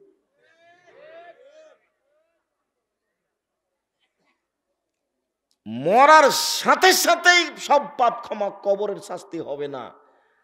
যারা ওই মহামারীতে মারা গেছে, পেট ব্যথায় মারা গেছে, মান কাতালাহুল বাতন, পেট ব্যথায় যারা মারা গেছে, মহামারীতে যারা মারা গেছে, তাদের কবরের শাস্তি হবে না। জুমার দিনে যারা মারা যায় তাদের কবরের শাস্তি হবে না। সূরা মুলক পড়ে যে প্রত্যেক রাতে, তার কবরের শাস্তি হবে না। কোরআন মাজিদ একটা সূরা আছে, সূরা মুলক, কত আয়াতের? 30 আয়াতের। আপনার মুখস্থ আছে? দেখে পড়তে পারেন না? তো দেখে পড়াতে অভ্যাসী হন আজ থেকে। আর ব্যাগ ভর্তি করা যায় নেকিতে, সেই সূরাটা মুখস্থ আছে? সূরা ইখলাস 3 বার পড়লে 1 বার কোরআন মাজিদ পড়ে খালি ব্যাগ ভর্তি করে লুটে নেন নেকি। ফজরের উপরে সূরা হাসরের 3 আয়াত পড়তে যায় না, নাহলে ইহো কালো যাবে, পরকালো যাবে। এমনি পড়বেন, যখন সূরা হাসর পড়বেন তখন পড়ুন অক্ষর প্রতি 10 নেকি। ভুল পথে যায়েন না। রাতে যে সূরা মুলক পড়ে তার কবরের শাস্তি হবে না। তো কেউ যদি মহামারীতে মারা যায় তাহলে সে শহীদ। মহামারী মুসলমানের জন্য রহমত। এটা মহামারী নয়। এটা কি ছোঁয়াচে রোগ? এটা ছোঁয়াচে রোগ নয়। কেন? ছোঁয়াচে রোগ নেই পৃথিবীতে, ছোঁয়াচে রোগ নেই, ছোঁয়াচে রোগ নেই। একদা মোহাম্মদ সাল্লাল্লাহু আলাইহি ওয়াসাল্লাম বলেন, লা ইউদি শাইউন শায়া, কারো রোগ ব্যাধি কারো থেকে কারো কাছে চলে যায় না। লা ইউদি শাইউন শায়া, কারো রোগ ব্যাধি কারো থেকে কারো কাছে চলে যায় না। লা ইউদি শাইউন শায়া, কারো রোগ ব্যাধি কারো কাছ থেকে কারো কাছে চলে যায় না। তিনবার যখন বললেন তখন পল্লীর একজন বেদুইন মানুষ বলছেন, আল্লাহর নবী, যাই তো, একটা উটকে চুলকুনি ঘাও হলে বাকি সব উটকে হয়ে যায়, মহায় ছোঁয়াচে রোগ আছে তো। তখন আল্লাহ রসুল বললেন, মানহাজরা বালা, বলো তো দেখি প্রথমটাকে কিভাবে হলো, প্রথমটাকে কিভাবে হলো, ওটা কোথা থেকে আসলো? তখন আর উনি কিছু বলছেন না। আল্লাহ রসুল বলছেন, শোনো, ইন্নাল্লাহ কাতাবা কুল্লা নাফসিন ও খালাকা কুল্লা নাফসিন, আল্লাহ তাআলা প্রত্যেক প্রাণীকে সৃষ্টি করেছেন, যত প্রাণী আছে, সাপ, ব্যাঙ, মানুষজন, গরু, ছাগল। ওয়া কাতাবা হায়াতাহা ওয়া মাউতাহা ওয়া রিজকাহা ওয়া মাসাইবাহা, তারপর তার চারটা জিনিস লিখে দিয়েছেন। লিখে দিয়েছেন তার মরণ, লিখে দিয়েছেন তার জীবন, লিখে দিয়েছেন তার রুজি, লিখে দিয়েছেন তার বিপদ আপদ, করোনা ভাইরাস। সেদিন যদি তার করোনা ভাইরাস লিখা থাকে, লিখা হয়ে থাকে, আর আজ যদি ও পাথরের ভিতরে ঢুকে যায়, বাঁচার কোনো পথ নেই, করোনা তাকে ধরবেই। আর সেই দিন যদি না লিখা হয়ে থাকে, আজ যদি জায়ের উপরে পড়ে উলট পালট করে, তবুও হবে না। এ কারণেই আমি 8-10 মাস আগে বলেছি যে করোনা কারো হয়েছে এমন ব্যক্তির সাথে আমি আব্দুর রাজ্জাক বিন ইউসুফ খেতে প্রস্তুত। সেই কালে আমি বলেছি করোনায় মারা গেছে এমন ব্যক্তির গোসল দিতে আমি প্রস্তুত। এতে যদি আমারও করোনা হয় তো আমি বলবো না যে এর কারণে হয়েছে, আমি বলবো সেদিন লিখা ছিল এই জন্য হয়েছে। আর মাস তো আমি গ্রহণ করি না। বিমানবালা খুব চাপাচাপি করছে, দেখো এত জুলুম করো না গো, এইভাবে জুলুম করা ঠিক নয়। যদি মাস্ক দিয়ে করোনা ঠেকানো যেত, তাহলে ওই যে যমুনা ফিউচার পার্কের মালিক করোনায় মারা যেত না। তুমি কি মনে করছো যে তার সতর্কতা কম ছিল? আর রাসূল সাল্লাল্লাহু আলাইহি সাল্লাম সলাতে মুখ ঢাকতে নিষেধ করেছে। না রাসূলুল্লাহ সাল্লাল্লাহু আলাইহি সাল্লাম ইউগাত্তে রাজুলু ফাহু, রাসূল সাল্লাল্লাহু আলাইহি সাল্লাম কাপড় ঝুলিয়ে সালাত আদায় করতে নিষেধ করেছেন, আর মুখ ঢেকে সালাত আদায় করতে নিষেধ করেছেন। হুজুর কেমনে বললেন, এই দেখেন আল্লাহ রাসূল হাই উঠলে হাত দিতে বলেছেন মুখে, এই দেখেন মুখ ঢাকার প্রমাণ পাওয়া যায়। আরে অবাক কথা, হুজুরের কত সাহস! হুজুর একদিন ভাবলেন না যে আমার কথা জাতির কাছে ধরা পড়বে, কারো উপরে রাগ করে কারো মতো কথা বলে এমন ধরা খেলেন হুজুর, বাঁচার কোনো পথ থাকলো না। ভুল হিসাব, ক্ষিপ্ত হয়ে রাগ করে কথা বলার কোনো সুযোগ নেই। মাস্ক করে সালাত আদায় করা যাবে না, এ কথাই চূড়ান্ত। সারা পৃথিবীর মানুষ যদি মাস্ক করে সালাত আদায় করে, সারা পৃথিবীর মানুষই অপরাধী, তারা রাসূল সাল্লাল্লাহু আলাইহি সাল্লামের কথাকে অমান্য করেছে, এই কথাই ঠিক। তার কথাকে উপেক্ষা করে মাস্ক করে সালাত আদায় করতে হবে কোনো প্রশ্নই আসে না। মাস্ক ছাড়াই সালাত আদায় করতে হবে, মরলে মসজিদেই মরি। আজ বেঁচে গেলাম মাস্কের কারণে, দুদিন পরে তো মরা লাগবেই, না আগেই হলো। 3 ফুট দূরে দাঁড়ানো তো বহু দূরের কথা। মুহাম্মদ সাল্লাল্লাহু আলাইহি সাল্লাম যেসব বিষয়গুলিতে খুব বেশি জোর দিয়েছেন, তাতে আমার মনে হয় সবচেয়ে বেশি জোর দিয়েছেন তিনি প্রাচীরের মতো হয়ে দাঁড়ানো, সলাতে দাঁড়ানোর বিষয়টি এত বেশি তিনি আর কোন জায়গাতে বলেছেন তা বোঝা যায় না। অথচ সাহাবীগণ এত সোচ্চার ছিলেন, অথচ সাহাবীগণ এত সতর্ক সাবধান ছিলেন, একবার বললেই যথেষ্ট, বলা লাগে না, দেখেই পালন করতেন, দেখেই। তারপরে তিনি প্রতিদিন বলতেন 23 বছর জীবনে কোনো একদিন কোন এক ওয়াক্ত সালাত এই কথা না বলে শুরু করেছেন। এটা যদি প্রমাণ হয়ে যায়, আমি আব্দুর রাজ্জাক বিন ইউসুফ জাতির সামনে কথা বলবো না। আর একটা কথা বাড়িয়েছি, বহুদিন থেকে বলে আসছি যে ওই লোককে যদি আমি অশিক্ষিত প্রমাণ করতে না পারি, জাতির সামনে কথা বলবো না। বহুদিন থেকে বলে আসছি, আমি অমুক ব্যক্তিকে যদি অশিক্ষিত প্রমাণ করতে না পারি, আমি জাতির সামনে কথা বলবো না। এখন আবার নতুন ভাবে বলছি, কেউ যদি কোনোদিন প্রমাণ করতে পারে, আল্লাহর নবী এই কথা না বলে সালাত শুরু করেছেন। কি বলেছেন? কাতার সোজা করুন, প্রাচীরের মতো হয়ে দাঁড়ান, আগে পিছে হবেন না, নইলে অন্তরেও আগে পিছে মতবিরোধ ঘটে যাবে। ফাঁকা বন্ধ করুন। ওই যে ওই যে ওই যে ওই যে দেখছি দুইজনের ফাঁকা দিয়ে শয়তান প্রবেশ করছে, ছাগলের বাচ্চার মতো। প্রাচীরের মতো হয়ে দাঁড়ান, ফাঁকা বন্ধ করুন। মান সাদ্দা ফুরজাতান বানাল্লাহু লাহু বাইতান ফিল জান্নাহ, কেউ যদি ফাঁকা বন্ধ করে, আল্লাহ তার জন্য জান্নাতে ঘর বানাবেন। কাতার সোজা করুন, প্রাচীরের মতো হয়ে দাঁড়ান, ফাঁকা বন্ধ করুন। এই কথাগুলি না বলে তিনি সালাত শুরু করেছেন।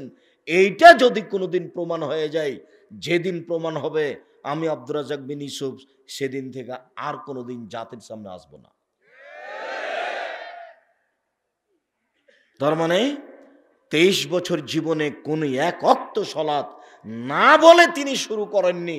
অথচ সবাই সোচ্চার, সব সাহাবী সোচ্চার, বলা লাগে না, দেখেই করতেন, দেখেই করতেন। তার প্রমাণ কি? একদা আল্লাহ রাসূল জুতা পরে সালাত শুরু করেছেন, জুতাতে ময়লা ছিল। তো সালাত শুরু করতেই জিবরাইল এসে বলছেন, জুতা খুলেন, জুতা খুলেন, জুতা খুলেন, জুতাতে ময়লা। আল্লাহ রাসূল জুতা খুলে দিয়েছেন। এখন সালাম ফিরার পরে দেখছেন সব সাহাবী জুতা খুলে দিয়েছে। তো আল্লাহ রাসূল বলছেন, কি ব্যাপার, তোমরা জুতা খুলেছো কেন? বলে, আপনাকে খুলতে দেখেছি এই জন্য। আরে শোনো, আমার জুতাতে ময়লা ছিল, জিবরাইল আমাকে বললেন যে আপনার জুতাতে ময়লা আছে, আপনি সালাত আদায় করছেন, জুতা খুলে দেন, আমি এর জন্য খুলেছি। তো তোমাদের জুতাতে ময়লা আছে সেটা কথা কে বললো? আপনাকে দেখে খুলেছি। আপনি এতে কি বুঝলেন? বুঝলেন এই যে সাহাবীগণ রাসূলকে কিভাবে অনুসরণ করতেন। বলা লাগেনি, দেখাই যথেষ্ট। যাদের বলা লাগে না, দেখাই যথেষ্ট, তাদেরকে প্রত্যেক দিন বলতে হবে, এর পরেও বলতেন। তার মানে কত গুরুত্বপূর্ণ বিষয়। এরপরেও মসজিদ কমিটি বলছে খবরদার আসবেন না, 3-4 জনের বেশি আসবেন, এই লাল কালি দিয়ে দাও, 3 ফুট পর পর লাল কালি দিয়ে দাও, এখানে এখানে দাও। ধর্ম পাগল হয়ে গেছে, ধর্ম রাজশাহী চাঁপাইনবাবগঞ্জের হাওয়াই লাড্ডু, ধর্ম হুজুরের কাছে পাগল হয়ে গেছে। কাবা ঘরে যদি আজ থেকে কিয়ামত পর্যন্ত আর কোনোদিন পাশাপাশি না দাঁড়ায়, 3 ফুট পর পর দাঁড়ায়, তবু এটা জায়েজ হবে না। যদি 3 ফুট পর পর দাঁড়াতে হয়, আবার মুহাম্মদ সাল্লাল্লাহু আলাইহি সাল্লামকে পৃথিবীতে আসতে হবে এবং তাকে বলতে হবে, পৃথিবীর মানুষ শুনুন, আমি মুহাম্মদ সাল্লাল্লাহু আলাইহি সাল্লাম বলছি, এখন 3 ফুট পর পর দাঁড়াতে হবে। যেহেতু তিনি কিয়ামত পর্যন্ত আর আসবেন না, কাজে এই সিদ্ধান্তের পরিবর্তনও কোনোদিন হবে না। প্রাচীরের মতো হয়ে দাঁড়াতে হবে, পায়ে পা লাগিয়ে দাঁড়াতে হবে। মরা ভালো, মরে যান। আরে 2 দিন পরে তো মরাই লাগবে, আজ না হয় সালাতে দাঁড়িয়ে মরে যাই। ওই সময়তে কিভাবে মরবো না মরবো, লা ইলাহা ইল্লাল্লাহ বলবো কিনা তো আল্লাহু আকবার বলেছি, এখন মরে যায় না। একটা ভালো সুযোগ এসেছে মরার। 3 ফুট পর পর না দাঁড়িয়ে পায়ে পা লাগিয়ে দাঁড়াবো, মরে যাবো, বাস আল্লাহু আকবার হলে মরে যাবো। আল্লাহু আকবার বলেছি তো। ধর্ম পাগল হয়ে গেছে। জি না, ছোঁয়াচে রোগ নয়, এইটা হতে পারে বিপদ বালা। মুসিবত, বালা মুসিবত বিপদ হলে তার চারটা পথ। এক, সালাত আদায় করুন। দুই, ইস্তেগফার, ক্ষমা চান। তিন, জিকির আজকার করেন। চার, দান খেরাত করেন। এই চারটা পথ দিয়ে বিপদ আপদ থেকে বাঁচার চেষ্টা করতে হবে। মহান আল্লাহ বলেন, ইয়া আইয়ুহার রাসূল কুলু মিনাত তাইয়্যিবাতি ওয়ামালু সালিহা। পৃথিবীর নবী রাসূলগণ, আপনারা বৈধ রুজি খান আর সৎ আমল করুন। আল্লাহর পক্ষ থেকে নবী রাসূলগণকে জরুরি আদেশ। পৃথিবীর নবী রাসূল, আপনারা বৈধ রুজি খাবেন এবং সৎ আমল করবেন। সব আমল সৎ নয়। কবরে দান করা, কবরের কাছে কিছু চাওয়া সৎ আমল নয়। কবরের পাশে চতুর্দিকে দাঁড়িয়ে সবাই মিলে হাত তুলে দোয়া করা সৎ আমল নয়।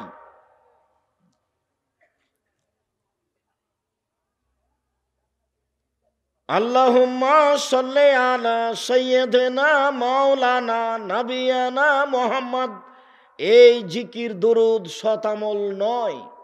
বালাগাল ওলা বে কামালিহি কাসাফাদ যাবে জামালিহি হাসানাত জামিউ খিসালিহি সাল্লু আলাইহি ওয়া আলিহি, এই আমল সৎ আমল নয়। 5 ওয়াক্ত সালাতে সালাম ফিরার পরে সবাই মিলে হাত তুলে দোয়া করা সৎ আমল নয়। কবরের চতুর্দিকে দাঁড়িয়ে সবাই মিলে হাত তুলে দোয়া করা সৎ আমল নয়।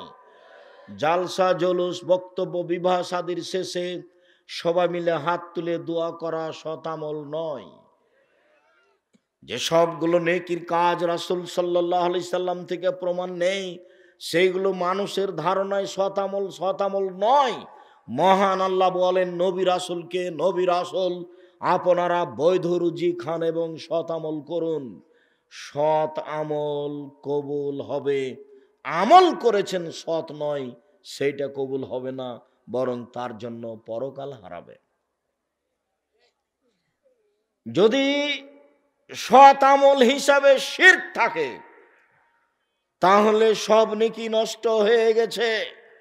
সৎ আমল হিসাবে যদি বিদাত থাকে, তাহলে আর ইবাদত কবুল হবে না।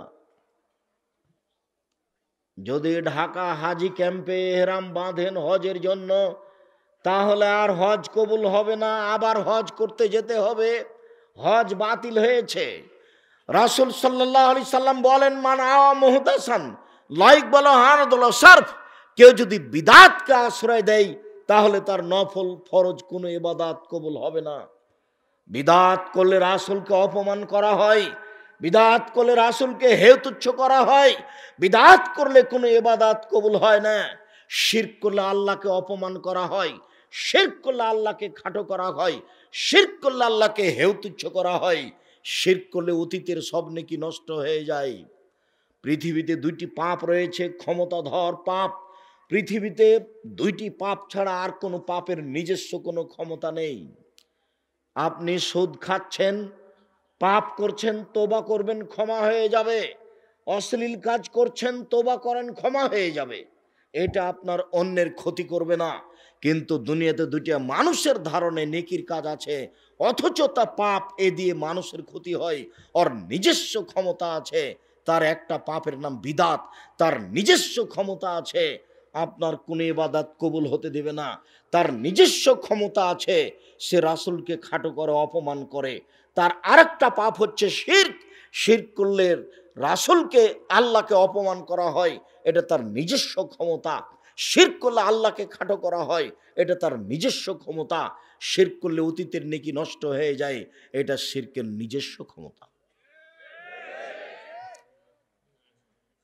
আহলে হাদিস হলেও পৃথিবীতে বহু মানুষ শিরকে লিপ্ত। অতএব সৎ আমল যেন শিরক না হয়, সৎ আমল যেন বিদাত না হয়। ইবাদত কম করুন, কম হওয়া ভালো, কিন্তু বিদাত করলেন, বেশি নেকি করলেন, কিছুই হলো না। এক সালামকে নিয়ে কত বেদাত আছে। সালামের আলোচনায় দেখবেন, যদি আসসালামু আলাইকুম এভাবে বলে, সেটা বেদাত। যদি সালাম দেওয়ার পরে 2 হাত লাগাই, সেটাও বেদাত। যদি সালাম লাগার পরে মুখে তারপরে আবার বুকে লাগাই সেটাও বেদাত। যদি সালাম দেয় বাঁকা হয়ে সেটাও বেদাত। যদি পায়ে সালাম দেয় সেটাও বেদাত। যদি আপনার মাটিতে হাত রেখে সালাম দেয় সেটাও বেদাত। এক সালামে কত বেদাত ঢুকে আছে।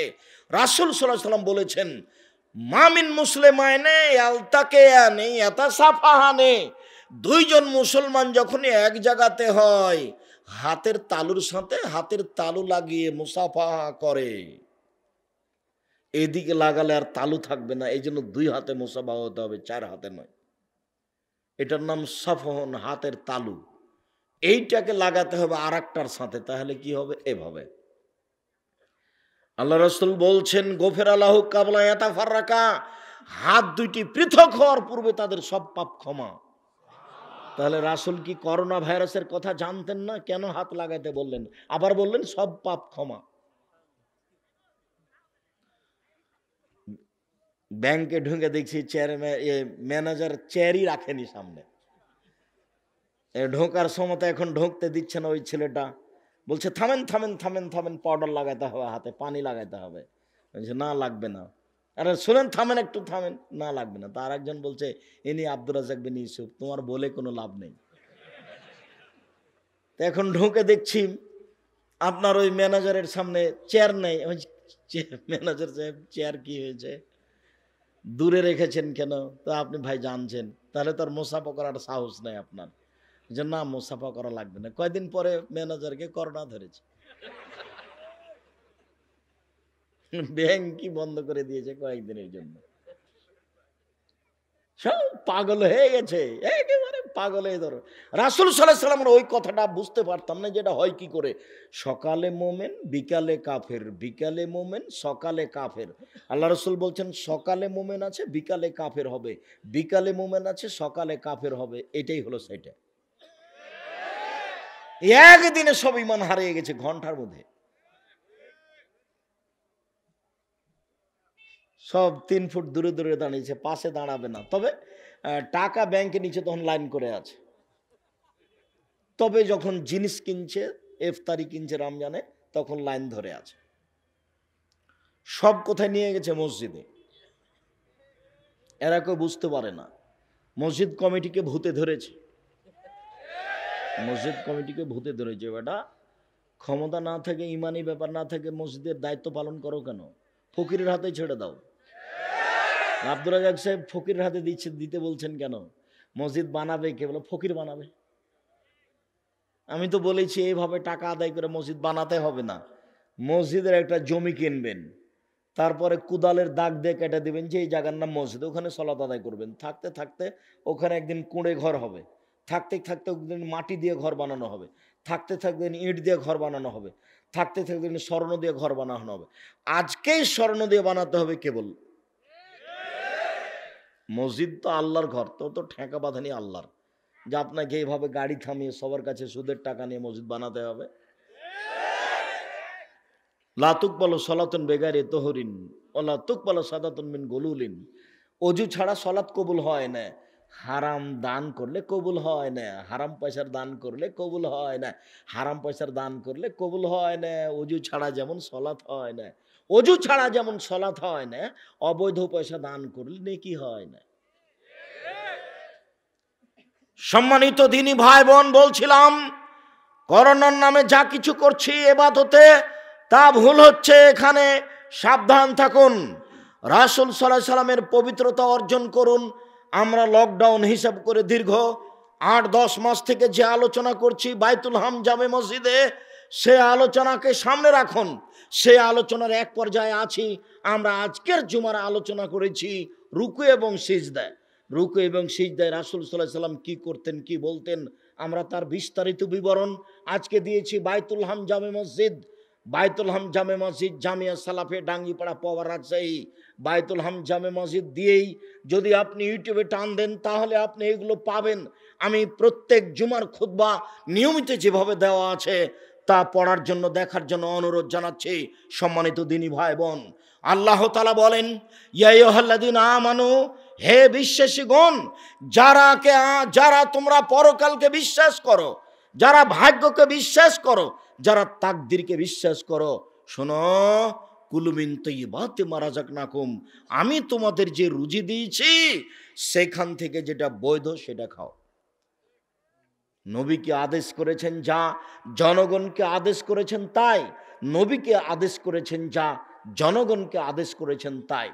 আবু হুরায়রা রাদিয়াল্লাহু তাআলা আনহু বলেন, রাসূল সাল্লাল্লাহু আলাইহি সাল্লাম বলেছেন, ইন্নাল্লাহ তাইয়্যিব, আল্লাহ হচ্ছেন পবিত্র, লা ইয়াকবালু ইল্লা তাইয়্যিবা, আল্লাহ পবিত্র ছাড়া কবুল করেন না। সুম্মা যাকারা রাজুলা, তারপর আল্লাহর নবী একটা লোকের আলোচনা করলেন, ইতুলি সাফারা, যে লোকটা সফরে দূরে গেছে, বিদেশে আছে। আশাসা আকবারা, মাথার চুলগুলি এলোমেলো হয়ে গেছে, ঠিক মতো গোসল করেনি, ঠিক মতো চিরুনি করেনি, ঠিক মতো গোসল করেনি, ঠিক মতো চিরুনি করেনি, সফরে আছে, লোকটি বিপদে পড়েছে। অয়ামুদ্দে এদাই হে, হাত তুলে আল্লাহর দরবারে প্রার্থনা করছে, বলছে, রব্বি, হে আমার প্রতিপালক, আমি বিপদে পড়েছি, তুমি আমাকে বাঁচাও। মাতামহ হারামুন, তার খাদ্য আছে হারাম, মালবাসও হারামুন, তার পোশাক আছে হারাম, মাশরাবহু হারামুন, তার পানি আছে হারাম, ও গজ্জিয়াবিল হারামে, তার জীবিকা নির্বাহ হারাম। আন্না ইস্তাজাবু লাহু, তার দোয়া কি করে কবুল হতে পারে? যার খাদ্য হারাম, যার পানি হারাম, যার পোশাক হারাম, যার জীবিকা নির্বাহ হারাম, তার ইবাদত কবুল হবে না। হাদিস মুসলিম। সম্মানিত দিনী ভাই বোন, লোকটি বিদেশে আছে, সফরে আছে, সফরে আল্লাহর দরবারে দোয়া করলে দোয়া কবুল হয়, মুসাফিরের দোয়া কবুল হয়, আবার হাত তুলে দোয়া করলে দোয়া কবুল হয়। ইবাদতের একটি গুরুত্বপূর্ণ অংশ হচ্ছে হাত তুলে দোয়া করা। যখন কোনো মানুষ হাত তুলে আল্লাহর দরবারে প্রার্থনা করে, তখন আল্লাহ লজ্জা পাই, আই ইয়ারুদ্দা ইয়াদাই হে সিফরান, তার হাত দুটি খালি ফিরিয়ে দিবে, এটা আল্লাহ লজ্জা পান। তুমি যখন হাত তুলে আমার কাছে প্রার্থনা করছো, তোমার আমি হাত দুটি কেমনে ফিরিয়ে দিই, তোমার হাত দুটি আমি কেমনে ফিরিয়ে দিই, আমার বড় লজ্জা হচ্ছে। যাও, তোমার হাত ফিরিয়ে দিব না, যাহাই বলিলে আমি তাহাই করিলাম। সম্মানিত দিনী ভাই বোন, হাত তুলে দোয়া করতে হয়। রাসূল সাল্লাল্লাহু আলাইহি সাল্লাম চন্দ্রগ্রহণের সময় হাত তুলে দোয়া করেছেন। রাসূল সাল্লাল্লাহু আলাইহি সাল্লাম কবরের পাশে গিয়ে হাত তুলে দোয়া করেছেন। রাসূল সাল্লাল্লাহু আলাইহি ওয়াসাল্লাম হজ করতে গিয়ে পরের দুদিন পাথর নিক্ষেপ করার পরে হাত তুলে দোয়া করেছেন। ইব্রাহিম আলাইহিস সালাম যখন আহাল পরিবার রেখে যাচ্ছিলেন, তখন তিনি হাত তুলে দোয়া করেন। হাত তুলে দোয়া করার প্রমাণে প্রায় 35টি সহিহ হাদিস আছে, যা দোয়ার বইয়ে দেওয়া আছে। দোয়ার বইটা প্রত্যেক বাড়িতে থাকা আমি জরুরি মনে করি।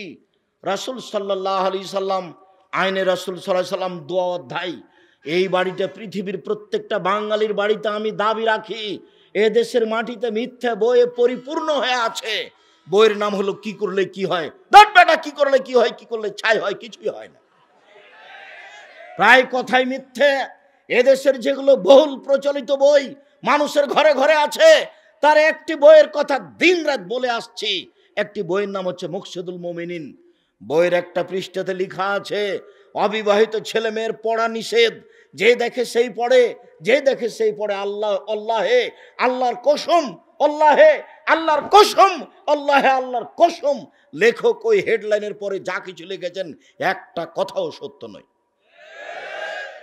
এদেশে কোরআন মাজিদের গায়ে এক পৃষ্ঠা দোয়ার বই দেওয়া আছে, সে দোয়া মিথ্যে। আমি এইগুলোকে নাকচ করে আসছি, বলে আসছি, কোনোদিন যদি কোরআন মাজিদের শেষ পাতায় এক পৃষ্ঠা দোয়া আছে, এই দোয়া যদি রাসূলের প্রয়োজন হয়, রাসূলের দোয়া প্রমাণ হয়ে যায়, আমি জাতির সামনে কথা বলবো না। আমি বলেছি, কোরআন মাজিদ না হয়ে যদি কোরআন শরীফ হয়ে যায়, আমি জাতির সামনে কথা বলবো না। ধারাবাহিকভাবে এই কথাই জাতির সামনে এইভাবে বলে আসছি, মর্মে বলছি। সম্মানিত দিনী ভাই বোন, হাত তুলে দোয়া করুন। হাত তুলে দোয়া করা একটি গুরুত্বপূর্ণ ইবাদত। প্রায় 35টি সহিহ হাদিস আছে হাত তুলে দোয়া করার। এ দোয়ার বইয়ে সিরিয়াল দেওয়া আছে। এই দোয়ার বইটি যেমনভাবে পড়তে বলি, উপদেশ বইটি তেমনভাবে পড়তে বলি। আমার জীবনের সব কথা প্রায় উপদেশ বইয়ে লেখা আছে। ঠিক তেমনি ভাবে এক শ্রেণীর মানুষ বলে হাদিস মানতে হবে না, কোরআন মানতে হবে, যার কারণে আব্দুল্লাহর বইটা আমরা হাদিস মানতে বাধ্য। এই কথাটা বইটা পড়ার জন্য অনুরোধ জানাই। আর পৃথিবীর বাঙালিকে বলি, আপনারা মিন্নাতুল বারি পড়েন, বুখারীর ব্যতিক্রম ব্যাখ্যা, যত ব্যাখ্যা রয়েছে আরবি উর্দু ফার্সিতে, তার চেয়ে ব্যতিক্রম ব্যাখ্যা মিন্নাতুল বারি। এই মিন্নাতুল বারি লিখছে যে তার জন্য যেমন দোয়া করতে হবে, এই বইটা তেমন বাড়িতে সংগ্রহ করতে হবে। সাথে সাথে আমার অনেক শ্রম পয়সা সব কিছু খরচ হচ্ছে মাসিক আল ইতেসাম পত্রিকায়, যাতে আছে 10 জন মুফতি, যাতে অনেক লেখক রয়েছে, অনেক গবেষক রয়েছে, ব্যয়বহুল খরচের পত্রিকা মাসিক আল ইতেসাম পত্রিকা। পৃথিবীর প্রত্যেকটা বাঙালির কাছে থাকতে হবে এই পত্রিকা। যেদিন পৃথিবীর প্রত্যেকটা বাঙালি এই পত্রিকা মাসিক আল ইতেসাম পত্রিকা সংগ্রহ করতে প্রস্তুতি নেবে, সেদিন আমি বুঝবো যে সত্য সত্যই আমার অনেক পরিশ্রম সার্থক হয়েছে। আমি আপনাকে বুঝাতে ব্যর্থ যে মাসিক আল ইতেসাম পত্রিকায় কত খরচ আছে, কত শ্রম আছে, কত চিন্তা চেতনা আছে। ধরে নিতে পারেন যে আমার চিন্তা চেতনার হিসাব নিকাশের অর্ধেক মাসিক আল ইতেসাম ঘিরে রেখেছে। যার কারণে আমি এইসব বই পুস্তক আপনাকে সংগ্রহ করার জন্য অনুরোধ জানাই। সম্মানিত দিনী ভাই বোন, হাত তুলে দোয়া করা ভালো। অত্র হাদিসে হাত তুলে দোয়া করার কথা প্রমাণ হয়। হাত তুলে আপনি দোয়া করবেন, বাপ মায়ের কবরের পাশে গিয়ে হাত তুলে দোয়া করবেন। কিছুই যদি না জানেন তাহলে হাত তুলে বলবেন, আল্লাহ আমার বাপকে ক্ষমা করো। এটা তো পারবেন। আর যদি পারেন তাহলে প্রথমে গিয়ে সালাম দিয়ে আপনি ইসমে আজম পড়বেন। কতদিন আপনাকে আমি ইসমে আজম শোনালাম? আল্লাহু ইন্না সালাকা বিআন্নাকা আনতাল্লাহ লা ইলাহা ইল্লা আনতাল আহাদুস সামাদুল্লাযী লাম ইয়ালিদ ওয়া লাম ইউলাদ ওয়া লাম ইয়াকুল লাহু কুফুয়ান আহাদ। এটা হলো ইসমে আজম। আল্লাহ রাসূল বলছেন, এই দোয়া এমন দোয়া, এই দোয়া দিয়ে যদি কেউ কিছু চায় তাকে দিয়ে দেওয়া হবে। এই দোয়া যে দিয়ে যদি কেউ প্রার্থনা করে তার প্রার্থনা কবুল করা হবে। রাসূল সাল্লাল্লাহু আলাইহি সাল্লাম বলেছেন, দাওয়াতু জিন্নুনে মাছ অলার দোয়া। দাওয়াত জিন্নুনে মাছ অলার দোয়া। কার দোয়া বলেন তো দেখি? ইউনূস আলাইহিস সালামের দোয়া। ইউনূস আলাইহিস সালামের দোয়া। যে কোনো বিপদে পড়ে যদি মানুষ মাছ অলার দোয়া পড়ে, তাহলে আল্লাহ তাকে সেই বিপদ থেকে উদ্ধার করবেন। বলেন তো সেই মাছ অলার দোয়া কি? লা ইলাহা ইল্লা আনতা সুবহানাকা ইন্নী কুনতু মিনাজ জালিমিন। যে কোনো বিপদে, ছোট হোক বড় হোক, ছোট হোক বড় হোক, মেডিকেল হোক, হাসপাতাল হোক, ছেলে হোক মেয়ে হোক, কোর্ট হোক কাচারি হোক, যে কোনো সমস্যায় আপনি আশ্রয় নেবেন, লা ইলাহা ইল্লা আনতা সুবহানাকা ইন্নী কুনতু মিনাজ জালিমিন। আল্লাহ তাআলা বলছেন, ইউনূস যদি এই দোয়া মাছের পেটে না পড়তো, আমি আল্লাহ ইউনূসকে কিয়ামত পর্যন্ত মাছের পেটে রেখে দিতাম। ইউনূসকে আমি মাছের পেট থেকে বের করে পৃথিবীতে নিয়ে এসেছি এই দোয়ার কারণে। রাসূল সাল্লাল্লাহু আলাইহি সাল্লাম বলেন, পৃথিবীর যে কোনো মানুষ যে কোনো বিপদে, যে কোনো বিপদে দোয়া ইউনূস পড়বে, আমি তাকে সেই বিপদ থেকে বাঁচিয়ে দিব। তবে ভুলেও কখনো ১৬ লক্ষ বার পড়বেন না। ১৬ লক্ষ বার দোয়া ইউনূস পড়া এটা বেদাতীদের নীতি, সাবধান থাকতে হবে। সম্মানিত দিনী ভাই বোন, অত্র হাদিসে যেটা প্রমাণ হয় সেটা হলো তার ইবাদত কবুল হবে না হালাল রুজি না থাকার কারণে, হালাল পানি না থাকার কারণে, পোশাক হালাল না হওয়ার কারণে একটার পর একটা সিরিয়াল দেওয়া হয়েছে। নোমান ইবনে বাশির রাদিয়াল্লাহু তাআলা আনহু বলেন, রাসূল সাল্লাল্লাহু আলাইহি সাল্লাম বলেছেন, আল হালালু বাইয়িন, হালাল হচ্ছে স্পষ্ট, ওয়াল হারামু বাইয়িন, হারাম হচ্ছে স্পষ্ট, ও বাইনাহুম মুস্তাবিহাতুন, এই দুইটার মধ্যে একটা সন্দেহযুক্ত জিনিস রয়েছে। লা ইয়ালামুহুন্না কাসিরুম মিনান নাস, বহু মানুষ এটা বুঝতে পারে না, জানতে পারে না। বহু মানুষ এটা বুঝতে পারে না, জানতে পারে না, মানুষের কাছে স্পষ্ট হয় না। ফামান ইত্তাকা মিনা শুবহাত ইস্তাবরা লিদীনিহি ওয়া ইরজিহি, যে ব্যক্তি সন্দেহ থেকে বেঁচে গেল সে তার দিনকে পরিপূর্ণ করে নিল। যে ব্যক্তি সন্দেহ থেকে বেঁচে গেল সে তার দিনকে বাঁচিয়ে নিল। যে ব্যক্তি সন্দেহ থেকে বেঁচে গেল সে ব্যক্তি তার দিনকে বাঁচিয়ে নিল।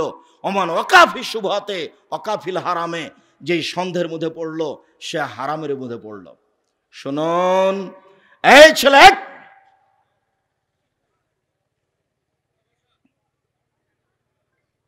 অনেক শ্রম দিয়ে ব্যবস্থাপনা হয়েছে, অনেক কষ্ট করে গত রাত্রে ঢাকায় ছিলাম, রাতে গেছি ঢাকায়, সারাদিন কাজ করেছি, আবার রাতে রাজশাহী গেছি।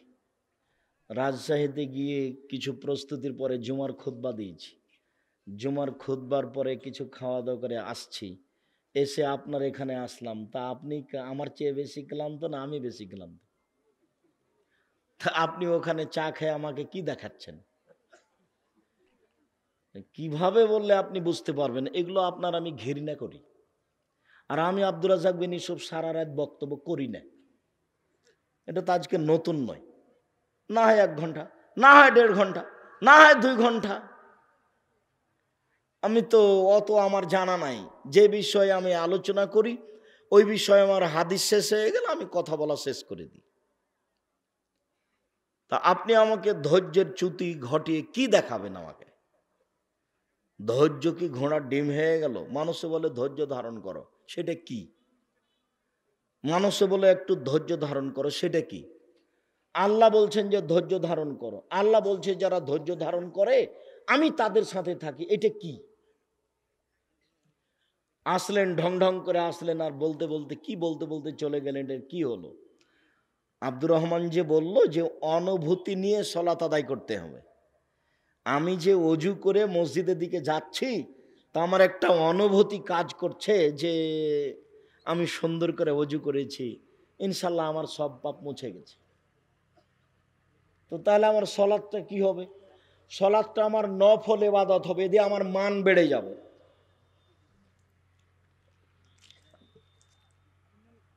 মান বাড়ে নফল ইবাদতে। আপনার মনে আছে কি না যে একজন সাহাবী রাতে আল্লাহর নবীর পানি আর মেশক নিয়ে এসে দিয়েছেন, রাতে একসাথে আছে। তো আল্লাহর নবী নাই, খালেদ নেই, খালেদ নেই। অনেকক্ষণ পরে তোর সময় শেষ, তোর থাকা হয়ে গেছে, তুই কাল চলে যাস। দুইজন কিন্তু একই একই অধীনে, একই লোকের অধীনে কাজ করছে। এবার কুরবানির ছুটি হয়ে গেছে, এই খালেদ তুই যা, তোকে কিছু দেওয়া যাবে না। আমার তুই কি কি নিবি বল? হ্যাঁ বেটা তোর উপরে আমি খুশি, তোকে একটা পাঞ্জাবি দেবো, 1 জোড়া স্যান্ডেল দেবো, টাকা নিয়ে যা, মালিক খুশি। তো আল্লাহর নবী অজুর পানি দেখে আর মেশক দেখে কি হয়েছেন? খুশি হয়ে গেছে। বলছেন সালমা সে তোমার মনে যা চাই তাও চাও, চাও কি চাও? তখনও বলছে আসসালাকম ওরাফা তাকাফিল জান্নাত, আপনার সাথে জান্নাতে থাকতে চাই।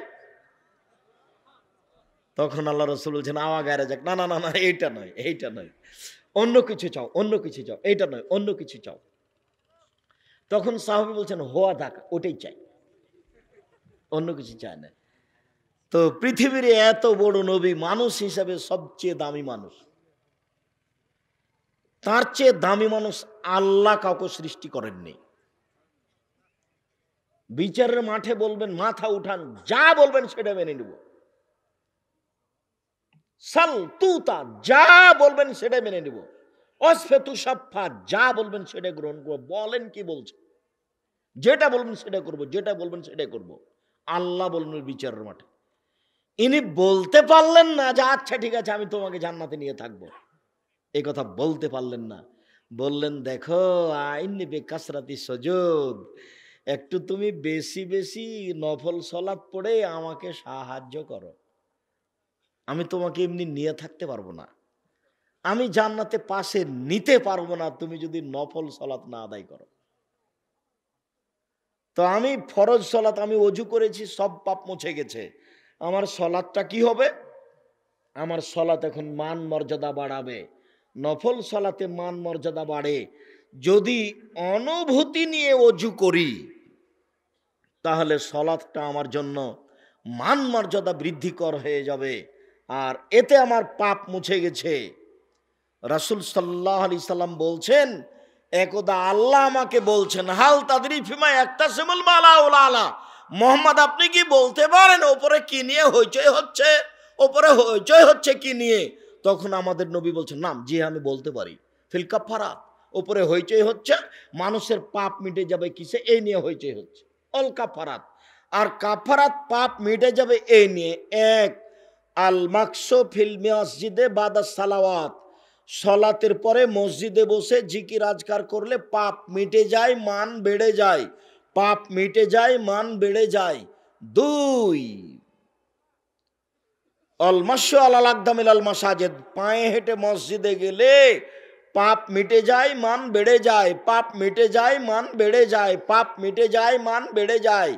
3, ওয়াইসবাগুল ওযু, ভালো করে ওযু করলে পাপ মিটে যায়, মান বেড়ে যায়। পাপ মিটে যায়, মান বেড়ে যায়।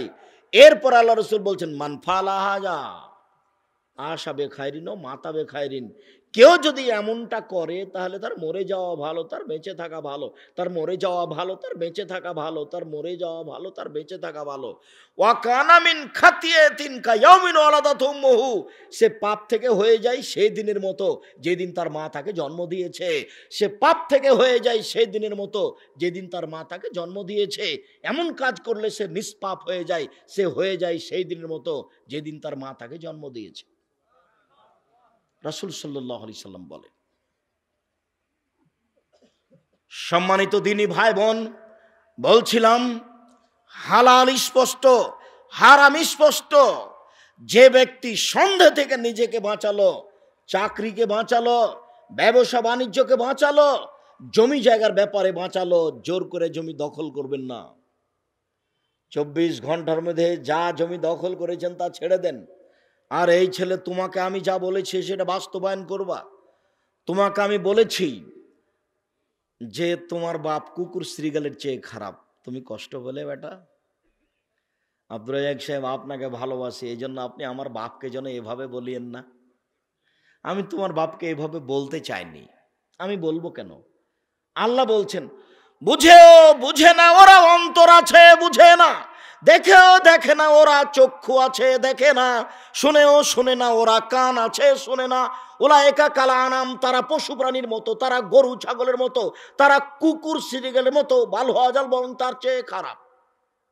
অন্তর আছে বুঝে না, বোঝা দরকার ছিল। চক্ষু আছে দেখে না, দেখা দরকার ছিল। কান আছে শোনে না, শোনা দরকার ছিল।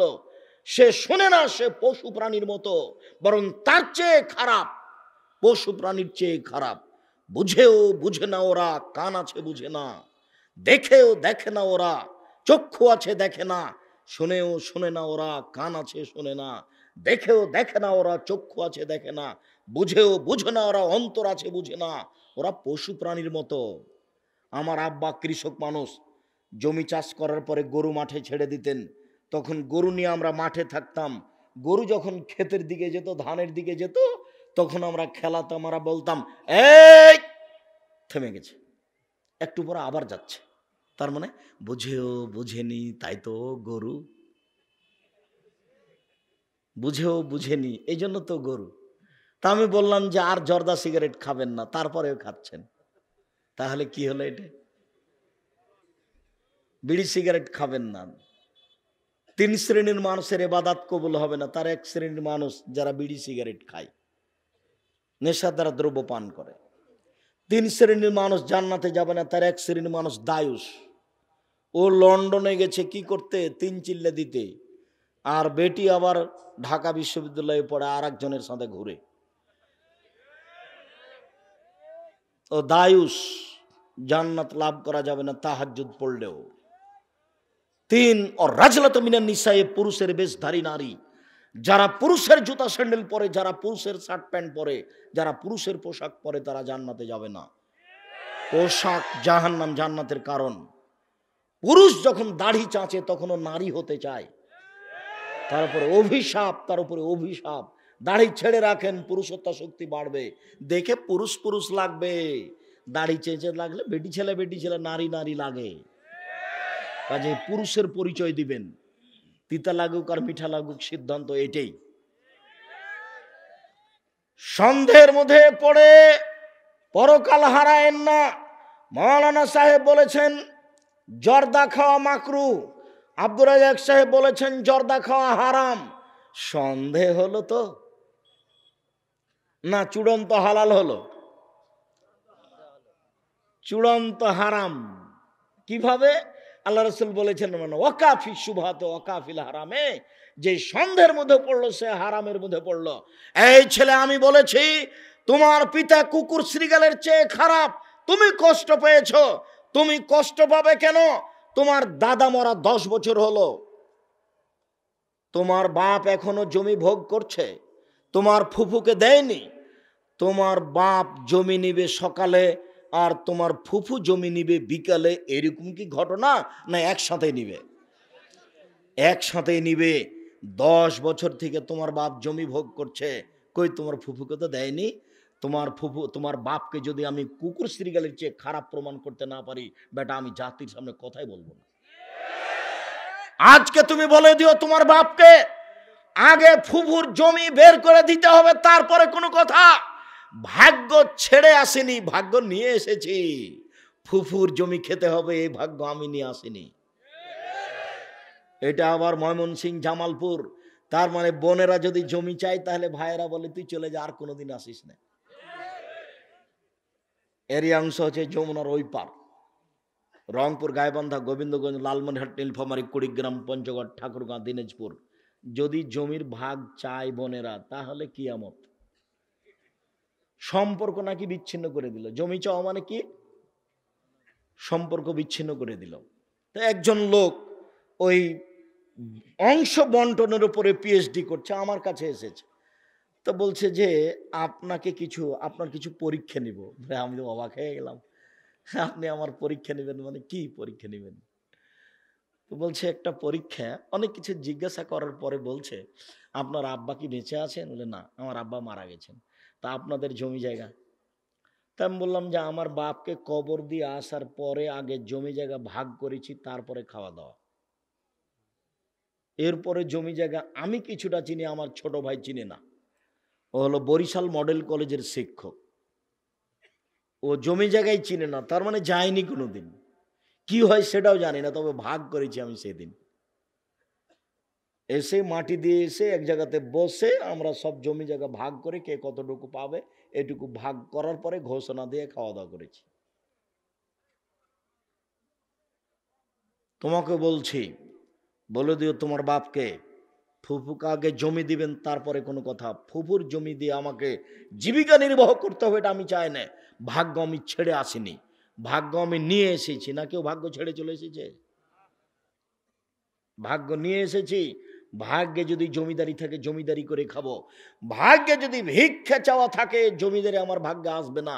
আমি যতই টাকা ইনকাম করি ভাগ্যকে সামনে রেখে কাজ করতে হবে, বসে খাওয়া যায় না।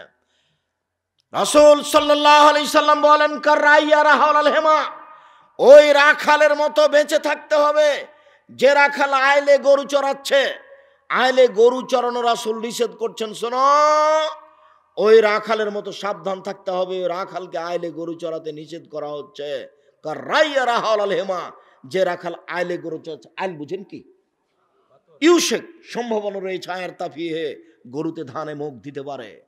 তুমি যে আইলে গরু নিয়ে গেলে দুই দিকে ধান আছে, কোনো সময় গরুতে ধানে মুখ দিতে পারে। অতএব তুমি আইলে গরু নিয়ে যাও না। আমার মা আমার নানার কথা নকল করেন, আমার নানার কথা নকল করেন। আমার নানি আমার নানাকে বলতেন যে ধান যে আশেপাশের লোক কেটে নিল, এইগুলো ময়মনসিংহ, জামালপুর এইসব এলাকা ধানের কিয়ার মানে ভিন্ন ভিন্ন করা আছে আইল দিয়ে। আমরা চাঁপাইনবাবগঞ্জ, দিয়াড়ের মানুষ, পল্লীর মানুষ, জমি জায়গাতে আইল করা নাই, সব সমান। তো একবার ধান বপনের সময়তে মাপতো, একবার ধান কাটার সময় মাপতো। তা আমার নানি বলতেন যে সবাই যা আশেপাশে ধান কেটে নিল, তুমি যাও কেটে নিয়ে আসো। তখন আমার নানা বলতেন সবাই কেটে নেক তারপরে নিব। কেননা আগে কাটতে যদি কারো একটু চলে আসে, ওর জব আমি বিচারের মাঠে দিব না, আমি দিতে রাজি নই। চাঁপাইনবাবগঞ্জে মাঝে মধ্যে বক্তব্য দিলে আমি বলি যে মাপার পরে ওকে বলা হয় ফাঁড়ি দেওয়া, মানে ধানটা দুই দিকে সরাচ্ছে। তো মধ্যে যদি কোনো একটা ধানের গোছ পড়ে যায় তাহলে কি করবেন? তাহলে সেটা নিজের দিকে নিয়েছি, তাহলে সেইটা কি হবে? এরা হাওলাল হেমা, প্রত্যেকটা দেশের বাদশার একটা সীমারেখা আছে। লেকুল্লে মালিকিন হেমা ও হেমাল্লাহ হেমাহারে মোহ, প্রত্যেকটা দেশের একটা সীমারেখা আছে। বাংলাদেশ শেষ হলে ভারত শুরু হয়, ভারত শেষ হলে বাংলাদেশ শুরু হয়। প্রত্যেকটা দেশের একটা সীমারেখা রয়েছে। ও হেমাল্লাহ হেমাহারে মোহ, আর আল্লাহর সীমারেখা হচ্ছে হালাল হারাম।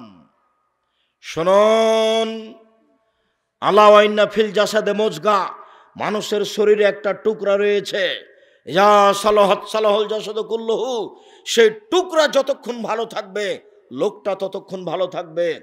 ওয়াইজা ফাসাদাত ফাসাদা জাসাদু কুল্লুহু, সেই টুকরা যখন খারাপ হয়ে যাবে গোটা লোকটাই খারাপ হয়ে যাবে। আলা ওয়াহিল কাল, মনে রাখো সেটা হচ্ছে অন্তর। যার ভিতর খারাপ সে তার সবই খারাপ, যার ভিতর ভালো তার সবই ভালো, যার ভিতর খারাপ তার সবই খারাপ, যার অন্তর খারাপ তার সবই খারাপ, যার অন্তর ভালো তার সবই ভালো। ভিতর খারাপ, এই জন্যই তো আপনার মুখের উপরে ভালো কথা বলেছে, তারপর সরে গিয়ে আপনার উল্টা বলছে। এ হলো মুনাফিক, এর ভিতর খারাপ। রাসূল সাল্লাল্লাহু আলাইহি সাল্লাম ভিতর যেন খারাপ না হয় হালাল হারামের ব্যাপারে সতর্ক করলেন। সম্মানিত দিনী ভাই বোন, রাসূল সাল্লাল্লাহু আলাইহি সাল্লাম বলেন, ইয়াতি আলান নাসি জামানুন, মানুষের উপরে এমন একটা সময় চলে আসবে মানুষ পয়সা পাতি উপার্জন করবে, লাই ওয়ালিন নাস মা খাজা মিনহু আমিনাল হালাল আমিনাল হারাম, যে উপার্জন করছে পরোয়া করবে না এটা হালাল না এটা হারাম, চাকরি করবে পরোয়া করবে না এটা হালাল না হারাম, ব্যবসা করবে পরোয়া করবে না এই ব্যবসা হালাল না হারাম। আমি আব্দুর রাজ্জাক বিন ইউসুফ বলছি, আমার জানা অনুপাতে বাংলাদেশের মাটিতে কোনো ইন্স্যুরেন্স বৈধ নয়। যত আছে আমার অভিজ্ঞতায় এদেশের মাটিতে কোনো ব্যাংকিং ব্যবস্থা জায়েজ নয়। ব্যাংকে আপনি স্বেচ্ছায় চাকরি করছেন, এই টাকা হালাল হওয়ার কোনো পথ নেই। আপনি ব্যাংকে টাকা রেখেছেন নিরুপায় হয়ে এইটা, আর ব্যাংকে চাকরি করে টাকা উপার্জন করেন এইটা, এই দুটা এক নয়, ভুল হিসাব। আপনি যে ইন্স্যুরেন্সে আছেন ধর্মের নাম দিয়ে, এটা মিথ্যা, এটা একটা প্রতারণা, এটা একটা সুদের ঘর। সাবধান থাকুন সম্মানিত দিনী ভাই বোন, এদেশের মাটিতে বৈধ পয়সা উপার্জন করা খুবই জটিল। তবে দেশ যেহেতু মানুষ বসবাস করে, কাজে কোনো না কোনো পথ হালাল আছে। শেষ পর্যন্ত কলা কিনবো বিক্রি করব, সেটাও কি হারাম? তা হতে পারে না।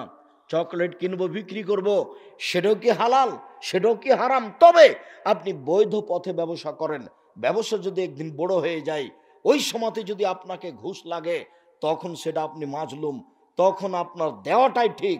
আপনি জিনিস নিয়েছেন বিদেশ থেকে, আপনার ওই চট্টগ্রামে যেখানে কাস্টম, সেখানে এটা জাহাজটা লেগেছে, আপনার জিনিসগুলি আজকে নামলে কোনো সমস্যা নেই, কিন্তু আগামীকাল যদি নামে তাহলে আপনার জরিমানা লাগবে এত টাকা। এখন যার সিগনেচারে নামবে সে বলছে 1 লক্ষ টাকা আমাকে দিতে হবে, তাহলে আমি সিগনেচার করব। আপনি যদি দেরি করেন একদিন, তাহলে আগামীকাল 1.5 লক্ষ টাকা জরিমানা লাগবে। এখন